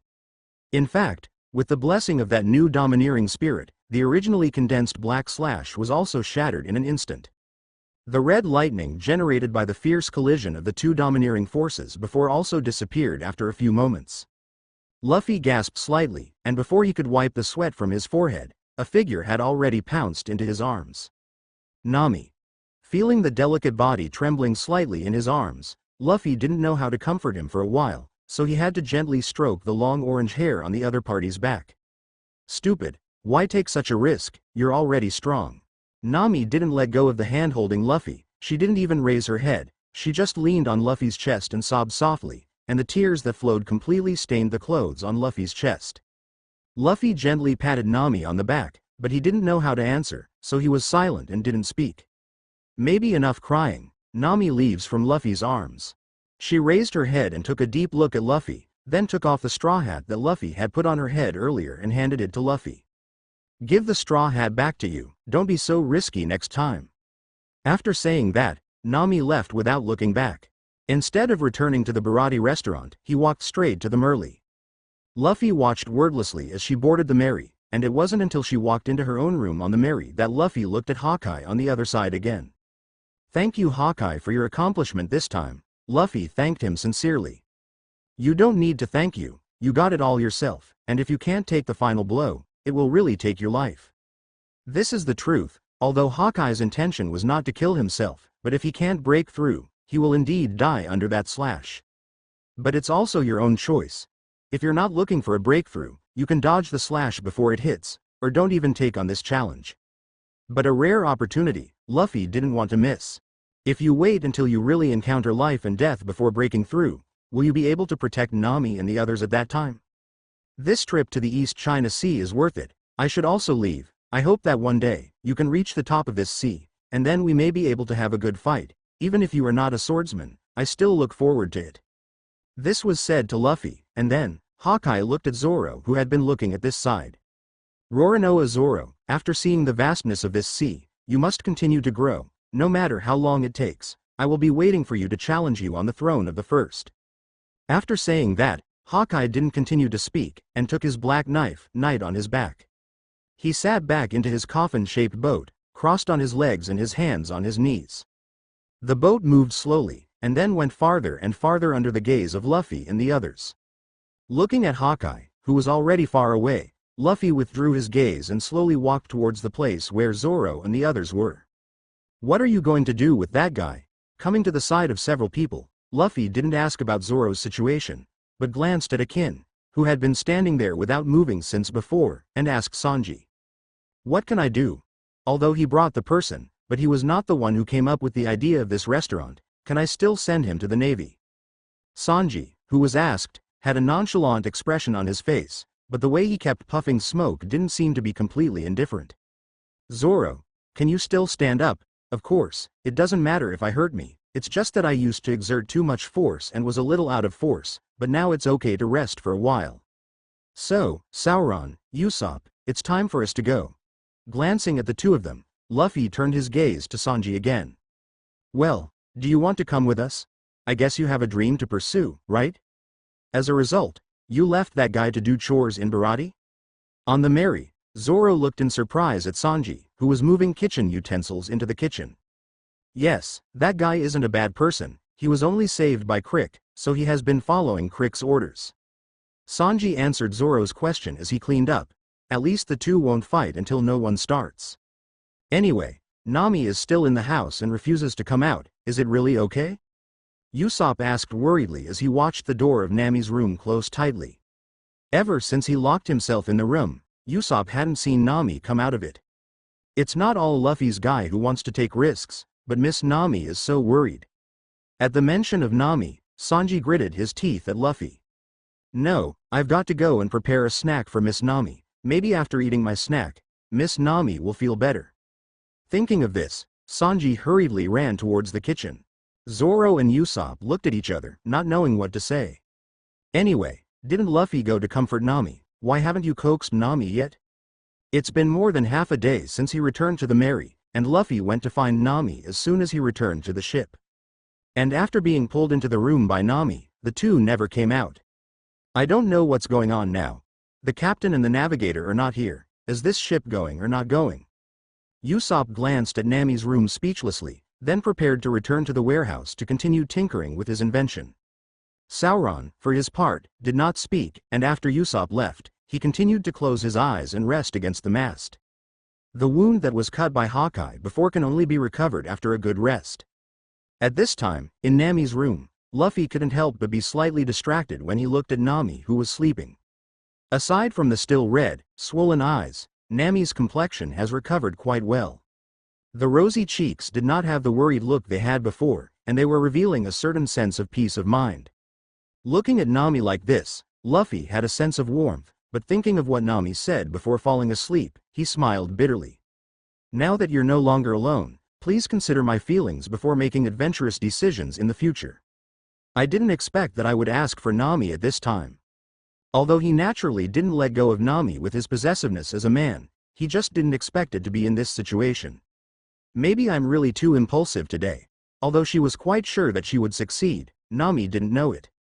All she knew was that she was taking a risk, risking her life on a possibility. And Luffy is indeed like this. When Hawkeye slashed the last knife, Luffy's initial randomness was gone. Giving up the idea of dodging also meant that Luffy was indeed gambling with his life at that time. But there shouldn't be a time when you need to work so hard in the future. After mastering the domineering flow, his strength will have a period of rapid improvement in the next time. And after his strength stabilizes again, even the 4 emperors should be able to touch it. If you can master the overlord color entanglement and even awaken the rubber fruit before this, then maybe no one can let yourself have risky behavior. But it's still a little early to think about this. The original book has a 2-year practice, and Luffy is thinking about whether he wants to let Nami and the others practice for 2 years like the original book. After all, he can only fight, and he can't provide any help for the knowledge and skills that Nami and the others need. Just as Luffy was thinking about the future, there was a knock at the door.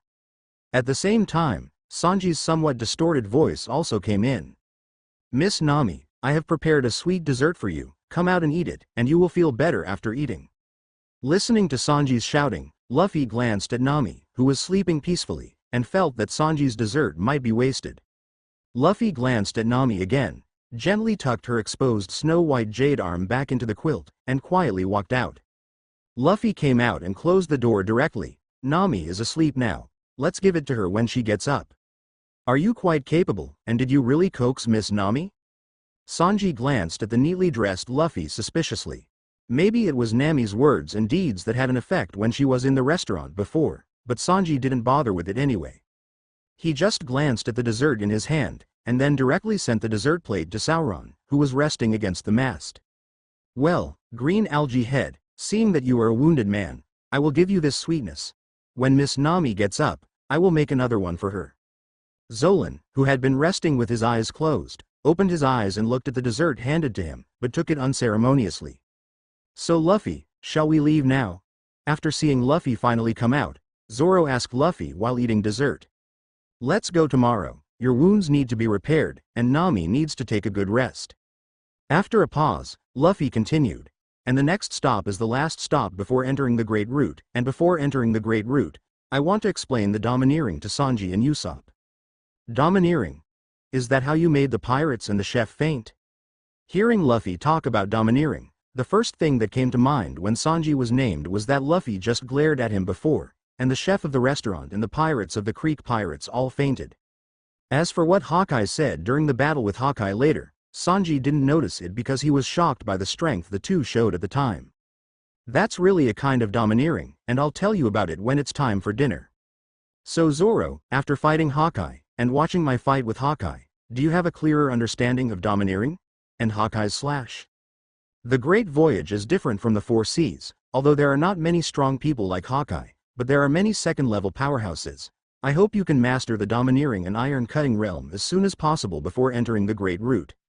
Luffy looked at Zoro seriously. Fighting is the fastest way to improve his strength. I believe that this duel with Hawkeye, Zoro must have gained something.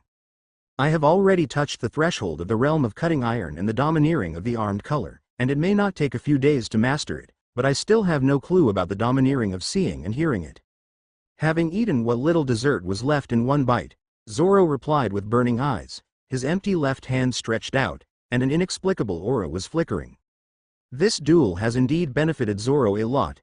In the room, Nami slowly opened her eyes, and the first thing that caught her eye was Luffy's familiar face. Looking at Luffy, who was sitting on the edge of the bed and resting with her eyes closed on the head of the bed, Nami, who had just woken up, had a feeling of quiet satisfaction. Smiling slightly, I want to reach out and touch the cheek that I have been missing since 5 years ago. But the movement of reaching out seemed to affect an injury somewhere, and Nami frowned slightly. When Nami stretched out his hand, Luffy opened his closed eyes. Looking at Nami's slightly furrowed brow, Luffy turned around, lifted Nami up slightly, and gently leaned against his chest. Seeing Luffy wake up, Nami was not shy and let Luffy lean herself against his chest. The quilt slipped from her neck, and Nami didn't care at all, just quietly enjoying the peace of the meeting. Okay, I'll forgive you this time, but I don't want another time. It seemed to have returned to her usual demeanor, and after a while, Nami left Luffy's chest. Luffy didn't speak, just nodded at Nami and agreed. Seeing Luffy nodding, Nami began to drive Luffy away, indicating that she was going to get up and let Luffy go out first. Luffy expressed puzzlement. The two of them have done everything now, why do they have to drive people out of this dress? However, Luffy didn't stay any longer, and after telling Zoro that they would leave tomorrow, Luffy came to Nami's room again under Sanji's murderous gaze. Just got someone's body, Luffy can't ignore people, right? But now that Nami has recovered, Luffy can naturally leave. Looking at Luffy who was leaving, Nami lifted the quilt. Glanced at the blooming red plum on the sheets, was slightly stunned, and then quickly took the clothes on the bedside and put them on. Although she did give herself to Luffy a little impulsively this time, Nami didn't regret it. As early as when Luffy saved herself, Nami felt that she might not be able to forget each other in her life. Therefore, when Luffy invited him to go to sea together, Nami only confirmed that the other party would not be like the Fishman pirates and agreed. Stopping to think about that, Nami put away the sheets after getting dressed, and then walked out of her room after Luffy.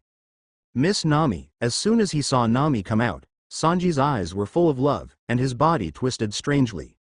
But as if sensing something, Sanji didn't rush to Nami, just shouted from afar. Since Nami has woken up and Sanji has prepared dinner, let's eat first, and then discuss the next itinerary, and by the way, I will explain to you about domineering and devil fruits. In Rogue Town, which is about to go, there's Smoker, a natural devil fruit ability, and Luffy feels the need to popularize devil fruits in advance. At the dinner table, Luffy focused on explaining the existence and role of domineering. After explaining that a few people can usually try to perceive this power, Luffy explained the devil fruit again. Mainly told them about the elementalization of some natural devil fruits, as well as some of the more buggy devil fruit abilities that appeared in the original book. For example, ghost fruits, childlike fruits, these abilities are not easy to put on guard. The others just talked about the general categories of devil fruits, as well as the common weaknesses, the seawater and the sea tower stone. At the same time, Luffy also asked Sanji and Usopp if they had any thoughts on eating devil fruits. With Luffy's current strength, it is not difficult to get a few devil fruits, but it will only be done after entering the Great Voyage.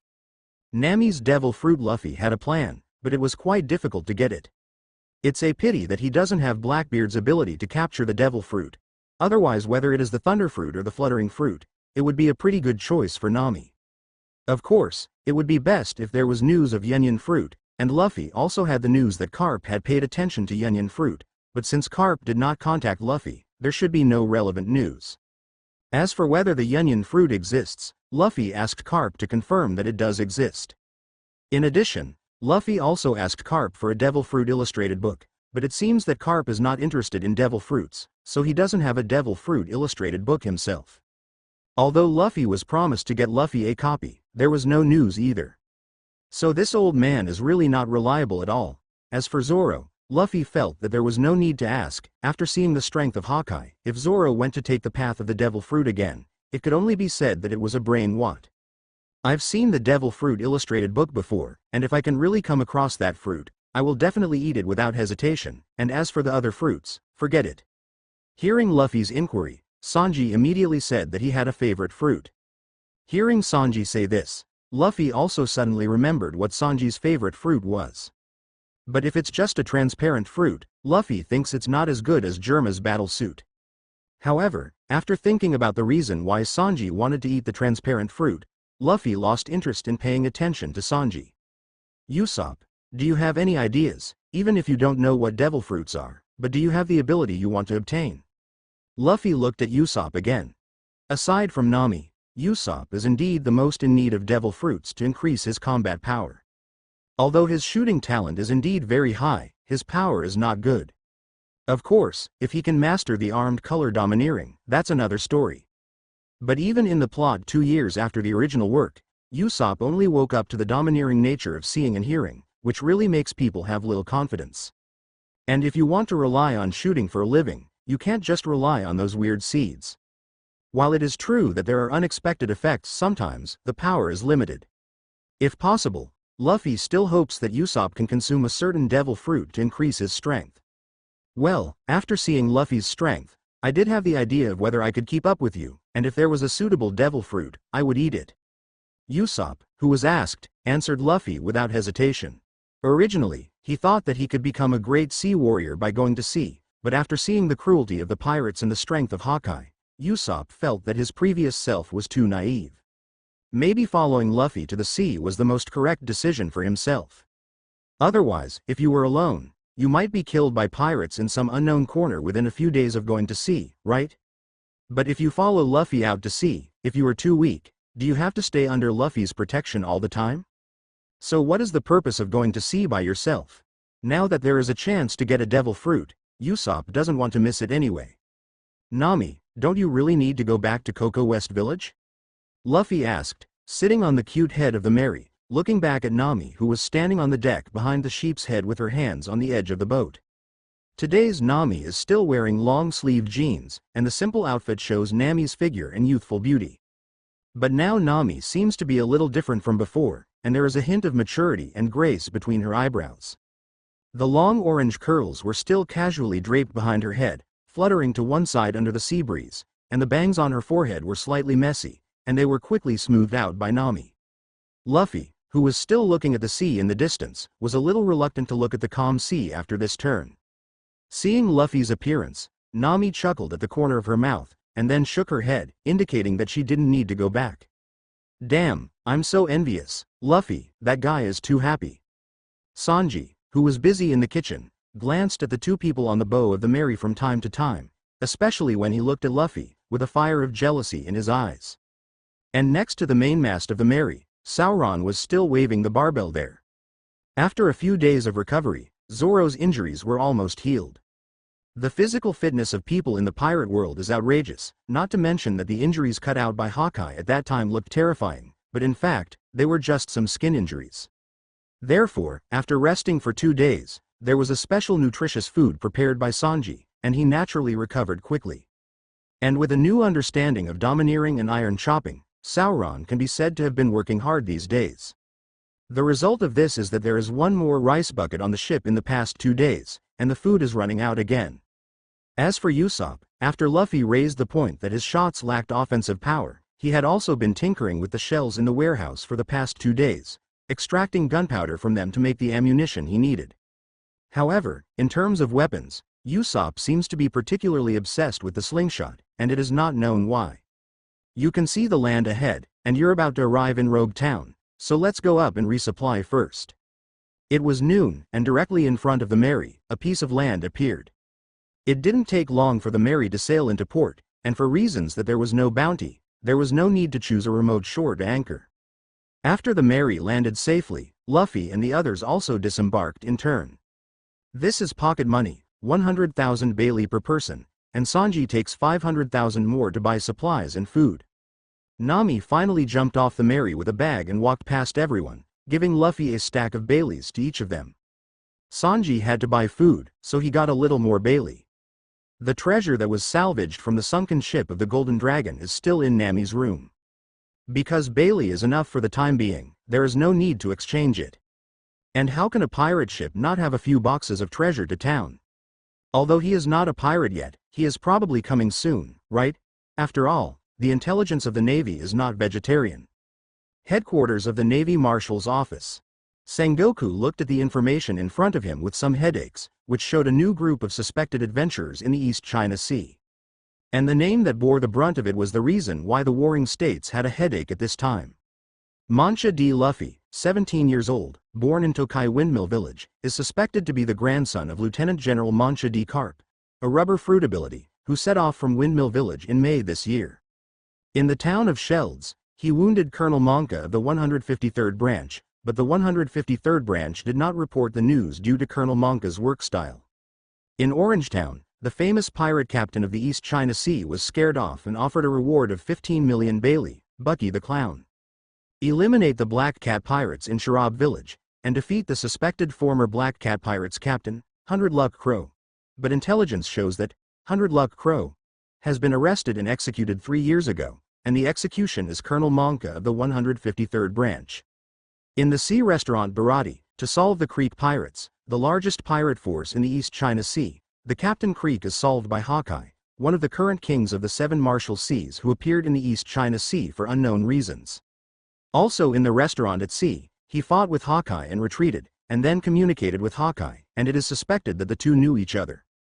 Since it has not posed a threat to the world government, and has not taken action against civilians, no branch has reported a bounty for the time being. In view of the fact that this person can fight Hawkeye without being defeated, it is inferred that his strength is strong enough to pose a threat to branches outside the headquarters, and it is recommended to contact the other party and recruit him.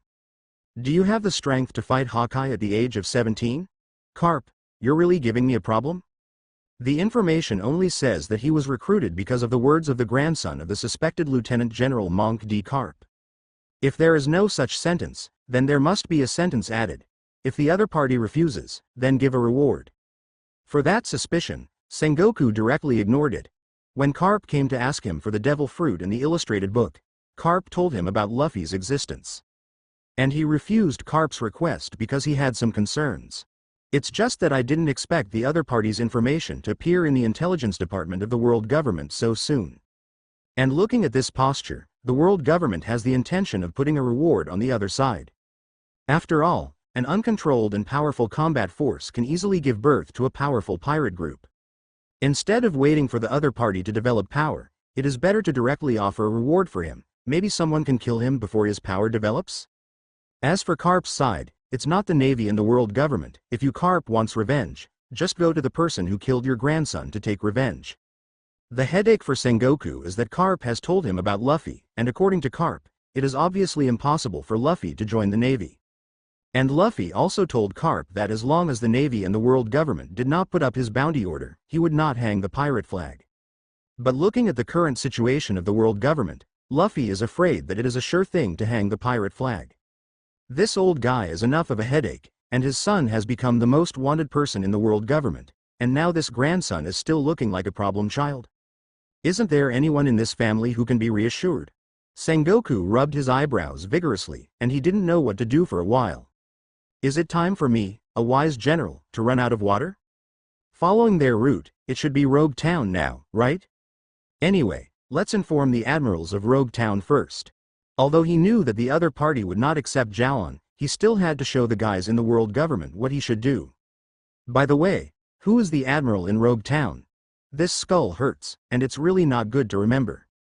Ah, by the way, Raj Town seems to be in charge of things at the moment, Sengoku only felt more pain in his head for a while. So, I'm going to see One Piece's execution table, so you can go shopping by yourself and gather on the merry before evening.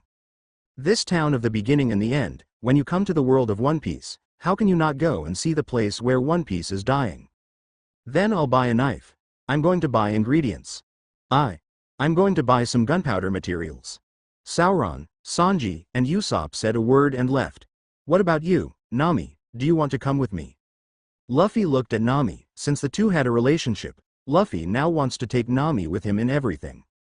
No need, you can go yourself. I'm going to buy some clothes and record pointers. With enough time to learn seamanship, Nami, who had learned about the great voyages, would not make the same mistakes again. All right then, I'll go first. Nodding to Nami, Luffy walked alone to Rogue Town. As for the Merry, it would be nice to spend some Bailey in the care of the workers at the port. This Rogue Town is really prosperous. Along the way, there are countless pedestrians coming and going, and there are also a variety of shops on both sides of the road. Seeing and hearing the domineering unfolding, the whole picture of Rogue Town was displayed in Luffy's mind. I have to say that this mutated sight and hearing color is domineering, and even non-living towns can be perceived. There is such a strong aura. Forget it, let's go and see the execution table first. Luffy was slightly surprised by the strong aura he perceived. But thinking that his cheap father appeared in Rogue Town in the original book, that breath should be him, right? But Luffy didn't plan to look for him, he wanted to see that he would appear naturally. I don't know him. Ignoring the aura, Luffy walked in the direction of the execution table he sensed. Anyway, it was still early, and Luffy wasn't in a hurry, just looked around with interest and walked unhurriedly. This is the first time since I came to this world that I have wandered around so formally. Luffy is also very curious about the things in various stores, but just look at it, and basically don't use it. But even if it was a leisurely walk around, Luffy quickly reached the destination of this trip. It's just a steel execution table, and there's nothing peculiar about it. Luffy looked at the execution table intently, and the surroundings seemed to go back to when Roger was executed. The man in the captain's coat and the shackles in his gloves, with an arrogant smile on his lips, was escorted to the execution table by the Navy. One Piece, is he the One Piece? Behold, he's still laughing. The exclamations from time to time in the crowd could not affect the man who was sitting on the execution table waiting for the execution. The soldiers on the left and right who were about to carry out the execution, under the wild smile and momentum, sweated on their foreheads, their bodies stiffened, and their hands clenched the execution blades tightly. The originally noisy square was silent at this time, as if they were waiting for the end of the man who had conquered the great voyage. Just as the soldiers on both sides raised their execution blades and prepared to carry out the execution, a slightly excited voice came from the silent crowd. Hey, One Piece! Where did you hide all the treasures you found? Is it really a great voyage? Ha ha ha. Hearing the inquiring voice in the audience, the man who was quietly waiting for the execution suddenly burst out laughing. Do you want my treasure? Don't talk without permission, execution? Hearing the man's sudden opening, the executing soldier shouted loudly and immediately prepared to execute, but he still couldn't stop the coming big era. I can give it all to you if you want, go find it, I have all the treasures there. As the man's arrogant voice fell, the executioner blade stabbed into his body at the same time. The square, where no one was talking, was even more deadly silent. But this dead silence didn't last long, and when the figure completely lost its voice, the crowd suddenly erupted in an unprecedented shout. What's the point of this immersive feeling? Luffy looked at the execution table and was speechless for a long time. Are you telling me this? One Piece, is it? The era of pirates that you started didn't have a substantial impact on the world government, except for destroying more people's lives. After staring at it for a long time, Luffy turned and left. Seeing the end of One Piece, what is your path in this place where it begins and ends? Luffy. The man wrapped in a cloak stood straight on the roof of the town hall behind the execution table. Quietly looking at Luffy who was slowly moving away, he muttered softly. On that rugged face, half of his cheeks were covered with mysterious tattoos. Until Luffy disappeared from sight, with the breeze blowing, the man in the cloak also disappeared on the roof. Luffy, who leaves the execution table, soon meets Sanji and Usopp. The two of them carried a large fish with an elephant's trunk one after the other, and it seemed that they had finished buying what they wanted to buy and were ready to return to the Mary. Luffy, come and help, this fish is too heavy. Usopp, who was carrying the heavy fish head on his side, was immediately overjoyed when he saw Luffy walking towards him. Just exercise your body. Luffy didn't have the slightest intention of helping to carry it. Ignoring Usopp's plaintive cries, Luffy walked first in the direction of the Mary. When I came back, there was nothing to do, and when I walked to the entrance of the town, Luffy and the three of them would be with Nami and Zoro who were walking at the same time. However, Zoro's face was a little embarrassed, and at a glance, he knew that he had committed an old problem again. As soon as he asked, Sauron, who came out of the weapon shop after buying a knife, walked in a certain direction with the confidence of a mystery. After a few rounds, I returned to the weapon shop. And Nami, who was buying clothes at a clothing store, was stunned to see Sauron passing by the door 3 times in 10 minutes. As a last resort, Nami could only dispel the idea of continuing shopping, grabbed Soren's collar as he passed by the door of the store again, and dragged him all the way back to the Mary. I have to say that Zoro's road idiot is also quite wonderful. He doesn't get lost in a particularly far place, and often keeps spinning in the same place. But thanks to this, Nami caught him, otherwise it would be a question of whether Zoro would be able to return to the Mary before evening. Hey, I didn't expect you to be a big road idiot. Sanji, who has been looking down on each other with Zoro since the day they met, naturally grabbed the opportunity to ridicule him. "Ha, I see that your cooks are being played around by women again." Zoro, who was still embarrassed because he was dragged back by Nami, immediately fought back after hearing Sanji's taunt. Even if he was carrying a big fish, it didn't affect Sanji and Zoro to scuffle together. It's just that it's hard work Usopp, who was originally carrying a heavier fish head, and now Sanji is still scuffling with Zoro. Usopp's whole body was shaken by Sanji's movements with the big fish. "Are you two bastards trying to kill me?" Usopp, who was shaken and dizzy, finally couldn't help but roar at the two of them, and at the same time joined the ranks of the scuffle. Luffy ignored the trio's fight and took Nami's hand in a somewhat pleased look. Then she took the bag of clothes from her other hand, and the two of them held hands and walked towards the port. Sanji, who was still scuffling with Zoro, saw Luffy actually take Nami's hand, and his eyes immediately erupted with jealousy. Wanted to get out of the entanglement with Zoro Usopp, but as soon as his hand reached for Luffy, he was immediately knocked down by Zoro, who grabbed the opportunity and punched him. Then, Sanji didn't continue to resist, just watched Luffy and Nami go farther and farther away with tears streaming down his face. Although some time was wasted by the fighting, the group returned to the port before the sun set. However, when Luffy and the others came to the port again, there was a group of people already waiting here. Sanji, who was still looking at Luffy with a distorted appearance, also returned to normal as soon as he saw outsiders. However, after seeing that there was a woman on the other side, the body actually had a tendency to writhe again. Mancha D. Luffy. The man at the head was wearing a white jacket, with short gray-white hair combed into a big back, and 2 cigars in his mouth. That fierce expression was the same as that of Sauron. "White Hunter Smoker, I just don't know what your navy is looking for me." Hearing Luffy say that the other party was the navy, Zoro and Sanji instinctively put on a fighting stance. Nami was still holding Luffy's palm, and she didn't say anything because of the identity of the other party's navy. However, Usopp was a little embarrassed, and his legs trembled again when he heard Luffy say that the other party was the navy. But it seems to have become a habit for him, and I don't know if he is really scared or just because he can't change it. "I don't know if you have anything special, but since it's an order from above, I won't ask, but in view of your answer, I will take different measures." Orders from above? Although he knew that his information would soon be known to the Navy, he didn't expect to be approached by the Navy before he reached the Great Route. "I don't know what the Navy wants to do, but if it's captured, it doesn't seem like I've been rewarded, right? What's more, if you really want to be arrested, what kind of nonsense do you say? Let me ask you, do you have any plans to join the Navy?" Smoker didn't talk nonsense, and directly said what he meant. The sinking spreads on both Luffy and the Navy. Not to mention that Zoro, Sanji and the others were shocked by Smoker's words. They never thought that Luffy would become a Navy. Even the Navy on Smoker's side was a little shocked.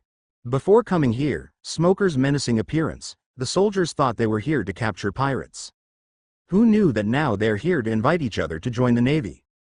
"Colonel Smoker, what's going on?" Just after Smoker said this, the female soldier beside Smoker couldn't help but speak. And her opening instantly attracted Zoro's attention. "Guina? No, she's not Guina." Soren's loss of consciousness went unnoticed. Whether it's the Navy or Sanji, they all want to know why Smoker did what he did, and Luffy's answer: "There's no particular reason, it's just an order from above." Smoker replied indifferently, but those eyes kept staring at Luffy. "What happens if I don't join?" The answer Luffy has known for a long time: in this sea, there are no so-called adventurers. "Anyway, you will definitely be rewarded in the future, and I will arrest you here." There is no hidden answer, it can only be said that it is worthy of Smoker. "I've heard that the White Hunter Smoker is a jealous and hateful Navy who is not afraid of power, and now how can he want to capture me, a civilian who has never done evil?" For Smoker, Luffy doesn't hate it, but if he gets in the way, Luffy doesn't mind teaching the other party a lesson. "Looks like you've made your choice." Smoker didn't answer Luffy's question, just stared at Luffy with his eyes, and white smoke began to spread between his hands. Seeing that the self-owned officer had plans to make a move, the surrounding Navy also raised their guns and aimed them at Luffy and the others. "Oh, do you want to do it?" Sauron on the side had recovered from his stunned stupor. Seeing that the surrounding Navy raised its weapons against himself and the others, he also put his hand on the 3 knives on his waist again. Sanji on the side lit a cigarette and looked at the Navy around him calmly. As for the big fish, it was completely handed over to Usopp at this time. Slightly behind Nami, Luffy looked directly at Smoker opposite. How about you join Smoker? Honestly, I admire you. No kidding, from the moment you refused to become a navy, you were already classified as pirates, and my duty is only to arrest you. Although he was a little unhappy with the orders from above, Smoker had no intention of disobeying. He also wanted to see what kind of excellence the people who could be specially invited by the top in this East China Sea. You are not allowed to take action, I will arrest them myself. Smoker commanded at the Navy with his gun raised, as he looked at his lieutenant. Dusty, step aside, too. For the sake of not ordering the soldiers to shoot, I won't hurt your men, but you're probably going to make a fool of yourself. It seems that the other party doesn't really want to arrest him, but he doesn't know what the specific reason is. Zoro, Sanji, you should protect Nami and Usopp and go back to the Merry first. If someone stops you, just teach a lesson, don't kill them. Zoro and Sanji responded, and led Nami and Usopp towards the Merry under the glaring gaze of the surrounding navy. Although the natural devil fruit is an invincible existence in the eyes of ordinary people, it is not impossible to deal with those who have mastered the domineering power. Looking at the other party's limbs that had turned into smoke, Luffy smiled slightly. In a flash, the figure appeared behind Smoker. Then, Luffy stretched out his hands wrapped around some kind of inexplicable aura and, in Smoker's frightened eyes, grabbed his hands that had turned into smoke. Then he slammed it down, throwing him out before Smoker could react at all. After being thrown out, Smoker turned into smoke after hitting the wall and scattered like a splash of water. Armed and domineering, Smoker, who had regained his human form, looked dark, obviously not expecting Luffy to even master domineering. Although he knew that it would not be easy for someone to be invited by the top, he was able to master domineering in the East China Sea, which was still greatly beyond Smoker's expectations. So surprised. Glancing at Zoro and the others who had returned to the Merry, although the surrounding navy wanted to make a move, they could only watch them climb onto the ship because of Smoker's order. Smoker didn't give the order for the Marines to capture Sauron, and he didn't have the calmness he had before he came. Smoker's main target is just Luffy, and as for Zoro and them, it doesn't matter if they go or not. What's more, Luffy's strength exceeded Smoker's expectations, and even if he wanted to keep Zoro at this time, he would not have enough strength. Why, do you want to continue? You can't threaten me with your smoke fruit alone. Luffy looked at Smoker calmly. Now that Nami and the others have boarded the Merry, they have nothing to worry about. As for whether those sailors will do it, looking at their shocked appearance now, I guess I'm more worried about whether Smoker will be killed by Luffy. HMPH, don't think I'm all there is, Smoker snorted, then his right hand continued to turn into smoke before slamming into a punch towards Luffy. White Snake. The smoke-like fist slammed out of Smoker's wrist. With the white smoke connecting the fist and the arm, it quickly swam towards Luffy like a white snake. This is a natural devil fruit, doesn't it look good? For Smoker's moves, whether it was Zoro or Sanji, he felt that he could easily dodge them. They felt that Luffy had been too cautious in warning them to be careful with the nature system. It's no wonder that they have such thoughts, they don't know where the natural devil fruit ability is difficult before they face it in person. Especially for them who haven't mastered the armed color domineering now, those with natural devil fruit abilities mean invincible. What's more, the smoke fruit that Smoker eats now is still very powerful, which naturally makes them feel like a natural devil fruit. Facing the fist of white smoke that hit the door directly, Luffy dodged his head slightly to the side. Got you. Seeing that Luffy didn't move his body, the corners of Smoker's mouth furrowed. The white fist that had been dodged by Luffy seemed to come to life, and the smoke that had been rushing straight behind Luffy suddenly turned around and began to spin around Luffy. The white smoke that connected his fist to his arm was like a rope trying to bind Luffy. However, just as the white smoke was about to tighten, Smoker suddenly lost Luffy's figure in his sight.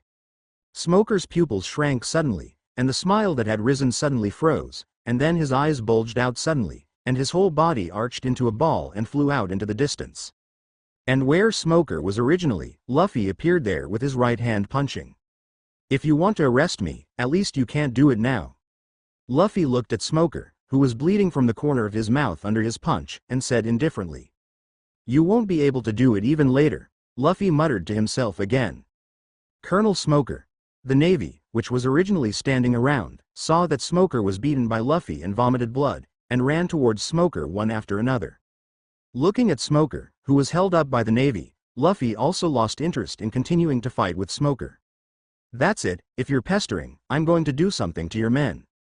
Don't forget, we're pirates now. With that, Luffy didn't wait for Smoker to respond, turned around and jumped onto the Mary. Prepare for the great voyage, from today onwards, we will be pirates. The same thing is now being said to the people on the Mary. Actually, from the beginning, we didn't have any other options than pirates, did we? For what Luffy said, the corners of Zoro's mouth grinned, revealing a slight sinister smile. The chefs of the sea restaurant were all pirates, but now I'm just a pirate. Sanji spat out a puff of cigarette with an indifferent expression. I was meant to be a brave sea warrior, and in my opinion, the pirate is a symbol of a brave sea warrior. Usopp was not to be outdone. You told me this 5 years ago, and I promised you 5 years ago. Nami stroked her hair and smiled sweetly at Luffy. Looking at everyone's unchanged gazes, Luffy couldn't help but laugh. Yes, from the very beginning, I only had the only way to become a pirate.